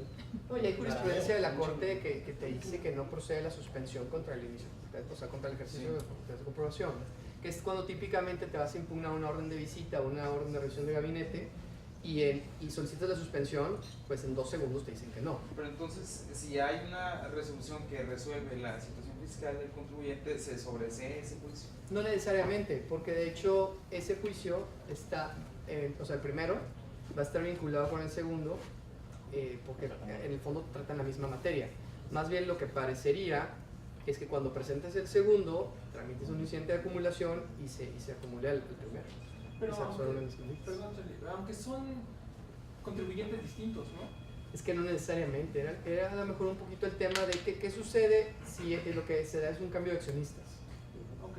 ¿no? O sea, pues es Sí, el en mismo. supuesto. Y luego es que yo sí veo muy claro, y digo, ahí sí coincido con César, en que este procedimiento va a aquel que generó la pérdida fiscal, y el otro, ya cuando te dicen después quien realmente las utilizó, ese es al que le pueden llegar las facultades de comprobación electrónicas a que mencionaban.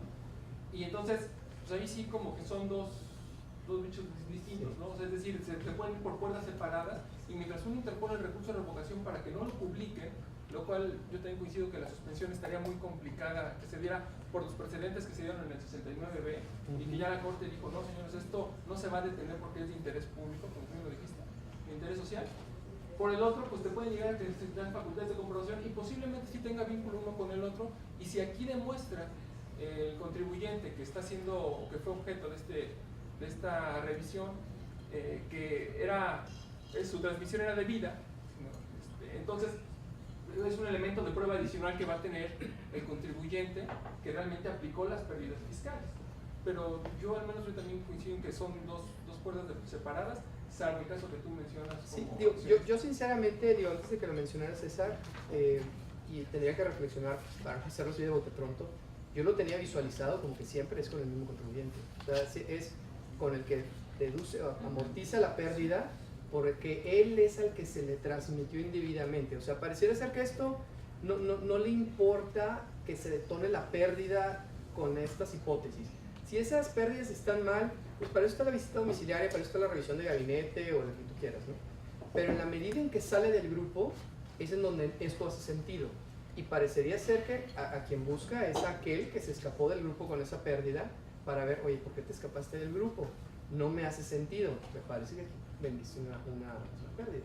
Me parece que va por ahí, pero digo, es algo que sin duda es debatible y lo podemos analizar. Es que dice que es la autoridad notificada que obtuvo la pérdida fiscal. Así es. Así lo dice Que obtuvo. direcciona de forma objetiva al contribuyente que tuvo la pérdida. Que puede ser o no ser el que la amortice. Sí, claro. ¿Sí? ¿Tienen comentarios? Sí. Creo que a lo mejor está un poquito en el sentido de analizar, que a lo mejor la exposición de motivos da un poquito de luz. ¿Cuál es la intención de la reforma? ¿No? Porque creo que están mezclando dos cosas distintas, ¿no? Por un lado, digo, yo en un principio cuando salió, antes de verla, pensé que era un tema de atacar la venta de empresas con pérdidas o usar empresas con pérdidas para matar ingresos derivados de la venta de facturas, pero el artículo leo que también mezcla también el tema de operaciones entre partes relacionadas, ¿no? Que muchas veces no están para nada relacionadas con el otro tema, ¿no? Entonces, no sé si en la exposición de motivos se da un poco de luz, ¿no? Sobre cuál es realmente la intención, porque un tema es la venta de facturas y usar pérdidas. Que no está previsto aquí. Y el otro tema es, bueno, pues grupos corporativos que a lo mejor hacen una estrategia que se pensaba legal y que ahora el SAT no le gusta, ¿no? Utilizando pérdidas que generan entre ellas, ¿no? O sea, pero si la amortización de la pérdida se queda en el grupo, no aplican estas disposiciones. Pero, por ejemplo, vamos que también a pensar, desde mi punto de vista carece de lógica. En caso de una decisión, o sea, las dos empresas siempre pertenecen a un grupo, ¿no? En principio sí, salvo que luego existe un cambio de accionistas, se considera una decisión grabada y... O sea, es que, mira, la exposición de motivos, la verdad, la analizamos y es muy clara que lo que está persiguiendo es que cuando una pérdida fiscal que hubiera obtenido una empresa que forme parte de un grupo, salga esa empresa y es del grupo, es lo que van a buscar. Salga del grupo. ¿Qué tiene que ver que sea parte de un grupo? Parecería ser que, como comentaba Arturo muy bien, y si quieres ahorita abundar, Arturo, o sea, pareciera ser que el SAT detectó casos en donde a lo mejor dices, oye, es que tal empresa de tal grupo trae una pérdida que no está en posibilidad de aprovechar y entonces la quiere comercializar como un atributo fiscal. No, sí. Y entonces otros grupos van y a ver, hago un due diligence y sí, pues sí está muy buena y todo, y les pagan y órale. Eso es lo que van detrás de eso. Creo que es más común que esto pase en empresas que no forman parte del corporativo, ¿no? Pero esas seguirán siendo fiscalizadas en la vía tradicional, pero coincido totalmente. Pareciera ser que la mira de esto no es lo suficientemente amplia para atacar la comercialización ilegal de pérdidas fiscales, sin duda alguna. De hecho, pareciera que te bendice todas las operaciones se valen si no salen del grupo las pérdidas. Sí. O sea, que quedas de acuerdo con eso, ¿no? Sí. O sea, Sí, o al menos no te las pueden revisar con esto. O sea, una revisión normalita, ¿no? Pero de estas ni te acerques porque está en casa todavía. Y gracias por darme las ideas de revisión, muy buenas. Yo y otros los temas. Esto, desde mi punto de vista, al no ser una facultad de comprobación, tampoco suspende los plazos de caducidad. Esto es una presunción, es un tema especial que no suspende la caducidad y que mientras está revisando la autoridad en lo que van y se pelean y todo, puede ser que caduquen las facultades de comprobación para determinar que las pérdidas fiscales generadas fueron generadas de manera indebida y por lo tanto pues, únicamente se alargaron los plazos innecesariamente. Creo yo que lo que debiera estar haciendo la autoridad al detectar ese tipo de prácticas es ir y revisar a través de visitas domiciliarias o de una revisión de gabinete. Creo que en este caso debiera ser visita domiciliaria, que llegaran, revisaran, determinaran que existe algún tipo de práctica indebida y en su caso determinar la consecuencia fiscal de forma inmediata. Porque fíjate que haciendo un poco de memoria con el caso del artículo 69b, en donde no se señala en el texto qué es facultad de comprobación, la Corte cuando analizó los diversos agravios y puntos, sí la calificó como facultad de comprobación. Sí. Entonces, podría ser que en algún momento creo, con eso. Sí. Pero yo coincido contigo en que el fondo no es. No, pero inclusive, o sea, creo que un poquito el sentido del comentario de Arturo va en el sentido de que siendo o no siendo facultad de comprobación, que a lo mejor puede ser un tema meramente académico, ¿no? Lo cierto es que el artículo 67 del Código Fiscal de la Federación te dice cuándo se suspende el plazo de la caducidad. Y ahí te dice que inicie facultades de comprobación de la fracción segunda, tercera, cuarta o novena, me parece. Pues esto no es ninguna de esas. Muy bien, Carlos, estaría revisando en todo caso y estaría iniciando facultades de comprobación de quien generó la pérdida. Entonces sigue transcurriendo el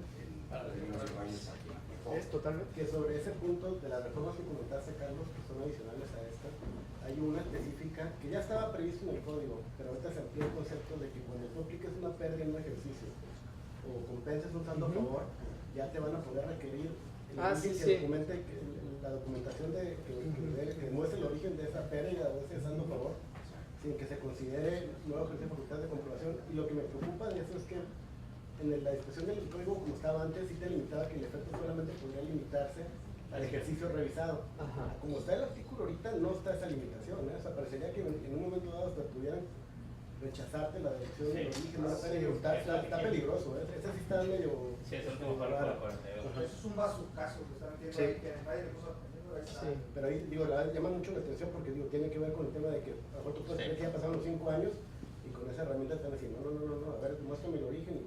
Que al final esa reforma que viene con lo que le agregaron son los subsidios, ¿no? Porque aparentemente antes, o bueno, algunos contribuyentes venían aplicando subsidio al empleo, o crédito al salario, y oye, esto cuando lo generaste, no, pues hace mucho, ya no tengo la documentación, y como prácticamente, o técnicamente la ley no te hacía referencia a estímulos fiscales o subsidios, pues tú puedes decir, ya pasaron 5 años, yo destruí la documentación y pues, lo siento, ¿eh?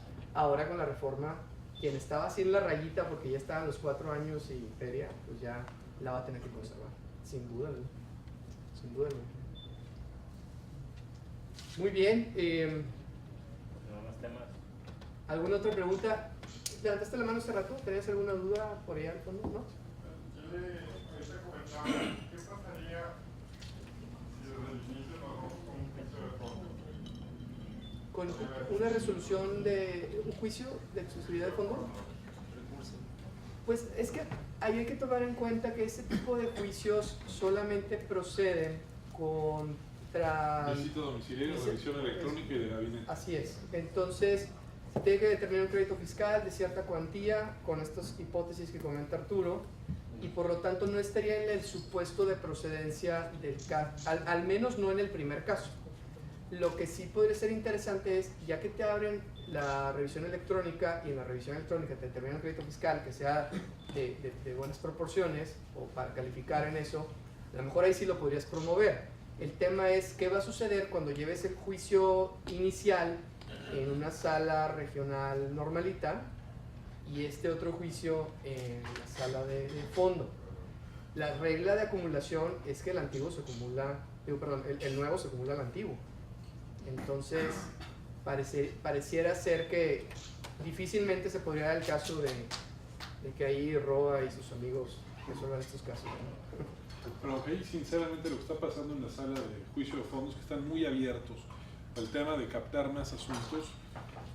Yo he visto ya asuntos de temas de devoluciones donde ejercieron las facultades del artículo 22D, donde hubo visita domiciliaria para determinar la procedencia de la devolución, y como en ese oficio en el que se inicia la visita domiciliaria, el 22D, se utiliza como fundamento el 42 fracción tercera, ellos lo toman como elemento suficiente para iniciar el juicio de fondo, aunque sea un tema de devolución. Entonces ellos van a estar abiertos a recibir algo. Sí, fíjate, ya unas aburridas. Bueno, ya tienen también pensiones civiles, ¿no? Son bien interesantes. Ya están bien interesantes con las pensiones. Muy bien, ¿alguien más que quiera aprovechar el foro para alguna pregunta relacionada con este tema? Por favor. ¿Pudiera la autoridad determinar que una transmisión de pérdida es improcedente sin usar este procedimiento, que se vaya con una facultad de comprobación directa? O sea, ¿es obligación de la autoridad usar este procedimiento o yo puedo como autoridad irme directamente vía facultad de comprobación y decir, ¿sabes qué? Tu pérdida, la transmisión es improcedente? Yo creo que no necesariamente lo tendría que hacer. Específicamente, y es que a mí me parecen muy difíciles que se actualicen los diferentes casos, los 6 supuestos que establecen las satisfacciones me parecen muy difíciles, ¿verdad? Me parecen casos aislados, me parecen trajes a la medida. Imaginemos el caso específico de la segregación de los derechos de propiedad. Yo creo que si en una visita domiciliaria la autoridad determina que se utilizó un monto original de la inversión de manera indebida, pues en ese momento puede decir que la determinación de la pérdida fue indebida precisamente porque estaba mal realizado el cálculo. De lo contrario, si las autoridades fiscales se dieran cuenta en una visita domiciliaria o en una revisión de gabinete que se da alguno de estos supuestos, tendrían que dejar esa visita domiciliaria e iniciar este procedimiento para después terminar determinando la transmisión indebida de las pérdidas fiscales. Sinceramente, yo creo que si la autoridad en una visita domiciliaria, en una revisión de gabinete, determina que hubo una actividad indebida para la generación de las pérdidas fiscales, de manera automática lo podría llegar a sin determinar. necesidad de usar este procedimiento. Yo así lo veo. Sí, no, y totalmente, yo coincido totalmente. El artículo inicia diciendo que la autoridad podrá, ¿no? Entonces es potestativo en el sentido de que ellos le están dando una herramienta más, en donde lo que dice ahora el código es, si tú tienes estos focos rojos y tú tienes un caso así identificado, tú tienes dentro de tu abanico de posibilidades de autoridad irte por este procedimiento o por un procedimiento ordinario, por llamar de alguna manera. Ahorita Arturo comentaba algo que me pareció muy interesante y yo no lo había visto. Esto no suspende el ejercicio esto no suspende la caducidad.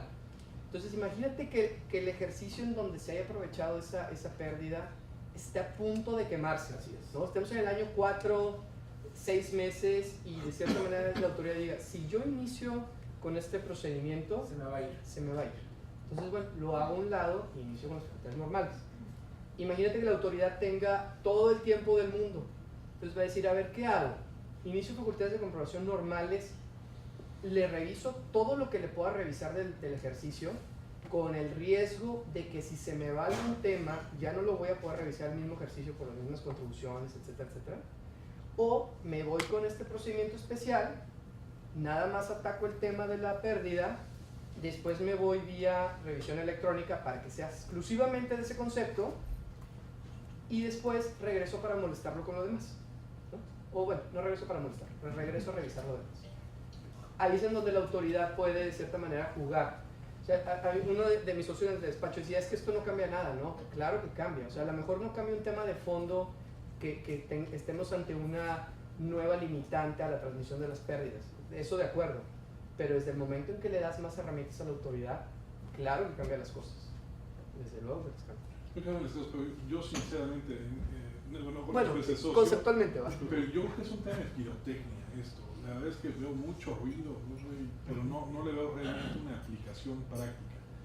Yo lo he platicado con funcionarios del SAT, con funcionarios de la Prodecon, y me han dicho que en muchos sectores terminaron verdaderamente arrepentidos con los temas del 69B, porque terminó distrayendo recursos específicamente para la fiscalización de conceptos que a lo mejor los veían muy sencillos y los terminó distrayendo y no permitiendo ir a buscar otro tipo de cosas.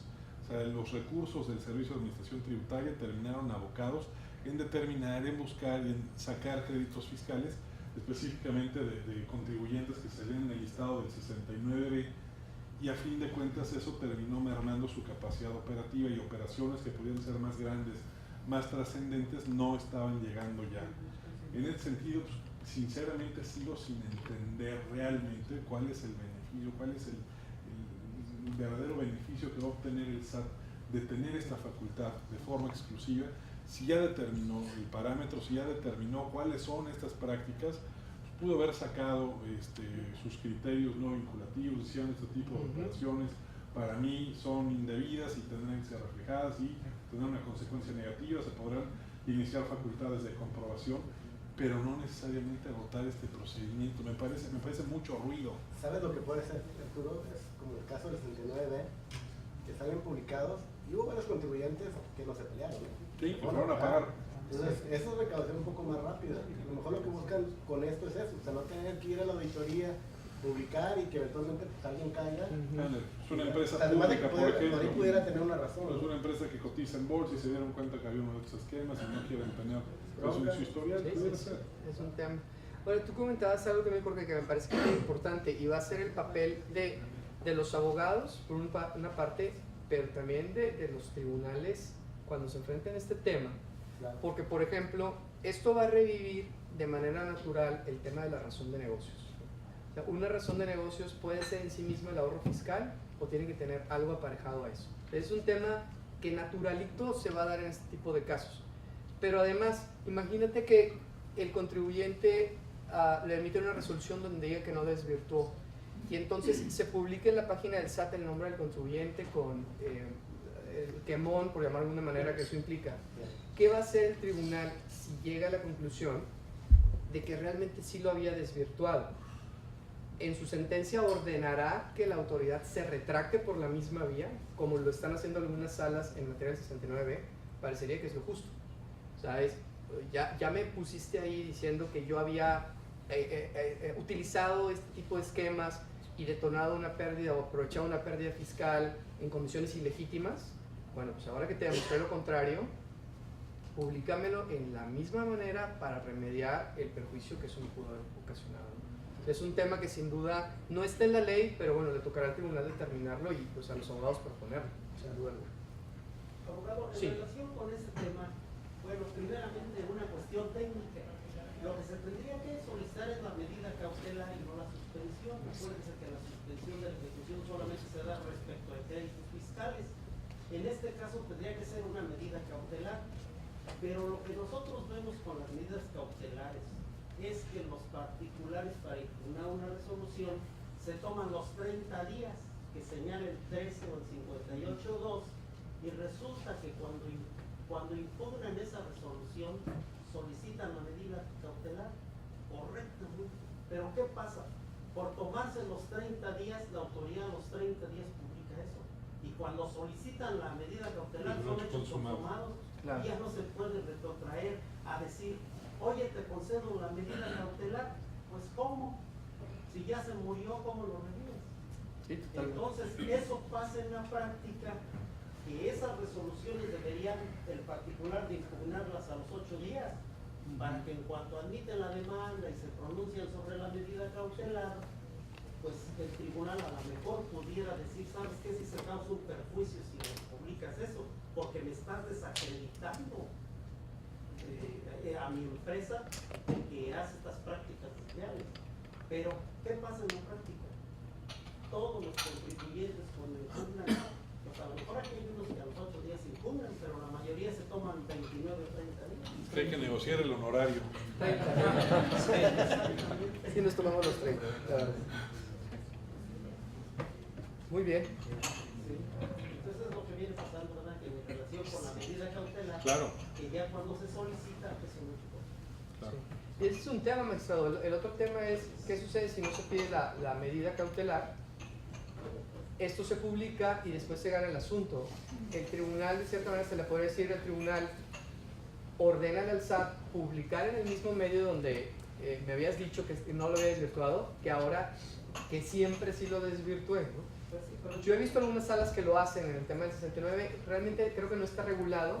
Me parece que en la reforma sí viene ya esa precisión, pero al menos en este del 69 bis pareciera ser que ni te dice que lo puedes hacer, ni te dice que no lo puedes hacer. Pues sí, pudiera ser que para ese desacreditamiento, pues ya ahora que viene de manera reversible, pero pues si no está en una norma, en la sala se puede pronunciar en decir, ¿sabes qué? En relación con la medida cautelar, ahora deberás publicar una donde dices que siempre no hubo esa transmisión indebida de pérdidas fiscales y que por tanto no era procedente que me hubieras la publicación, pero pues habría que haber una norma para, no creo que alguna sala, ahora me dice de una sala, pero habría que ver en este caso del 69, a ver si hubiese alguna disposición que pudiera pues volver a acreditar ese desacreditamiento, ¿no? Sí, y salvar un poquito ahí el honor. Pues, y más allá de la disculpa, que yo creo que debería siendo un tema importante, pero no tanto como pues, la cuantificación que ese acto pues provocó o lesionó al contribuyente. Al final de cuentas se traduce todo en dinero sé lo que se está peleando en este juicio. Yo considero que precisamente la medida cautelar es para evitar que se ocasionen daños de difícil reparación, y que incluso de obtener una sentencia favorable no se podrían resarcir. Entonces, ¿qué es lo que pasa? Pues bueno, en el juicio que se plantea, se provocó esta lesión, esta afectación a mi derecho, porque esa afectación se tradujo en esta pérdida económica de alguna manera, y reclamarlo en el juicio, y se tendría que pronunciar, pues claro que se tiene que reparar, no puede quedar como una, disculpe usted, ¿verdad? Claro. Creo que se traduce en eso, y los planteamientos deben de en ese sentido, y tendría que pronunciarse el tribunal respecto de la afectación, ya como una cuestión incidental, si quiere, porque el fondo es precisamente si se desvirtuó o no, pero ya como una cuestión incidental, pues plantear ese tipo de argumentos que yo creo que son en el fondo el más importante fuera de la disculpa, porque ya el daño está hecho, pero eso provocó una pérdida económica para la empresa. Claro, en España, por ejemplo, está regulado incluso cuando se llega a declarar la ilegalidad de créditos fiscales, se llega a ordenar incluso la indemnización al contribuyente por los gastos en que tuvo que incurrir para garantizar el interés fiscal. Si pagó una póliza de fianza, que las primas le tengan que ser restituidas también por la administración tributaria. Estamos todavía muy lejos de que suceda en nuestro país. Sería un gasto ya muy comprobable, ¿no? Pero para una empresa pública que la listen y que oye, mi acción, mis clientes ya no quieren tratar conmigo, pues como valoran, ¿no? Sí, no, sería una cosa gravísima. Gravísimo.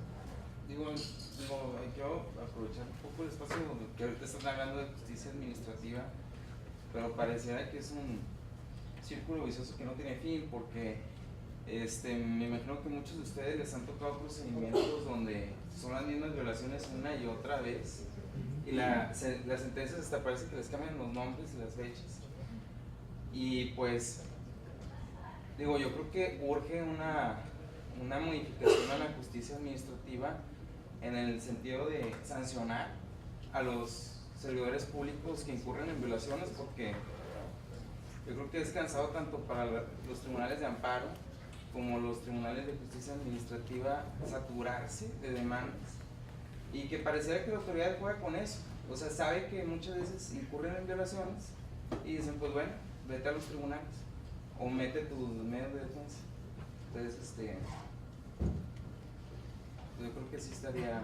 Sí, en temas de devolución, por ejemplo. Sí, o inclusive tanto verificaciones, ya sea en cualquier área en materia fiscal o administrativa, las autoridades hasta pareciera que con dolo lo hacen o de mala fe, ese abuso de que saben que están cometiendo ilegalidades, y que si ellos llegan a tener una sentencia en contra, pues lo único es dejarlos sin efecto y hacerlo con quien caiga, ¿verdad?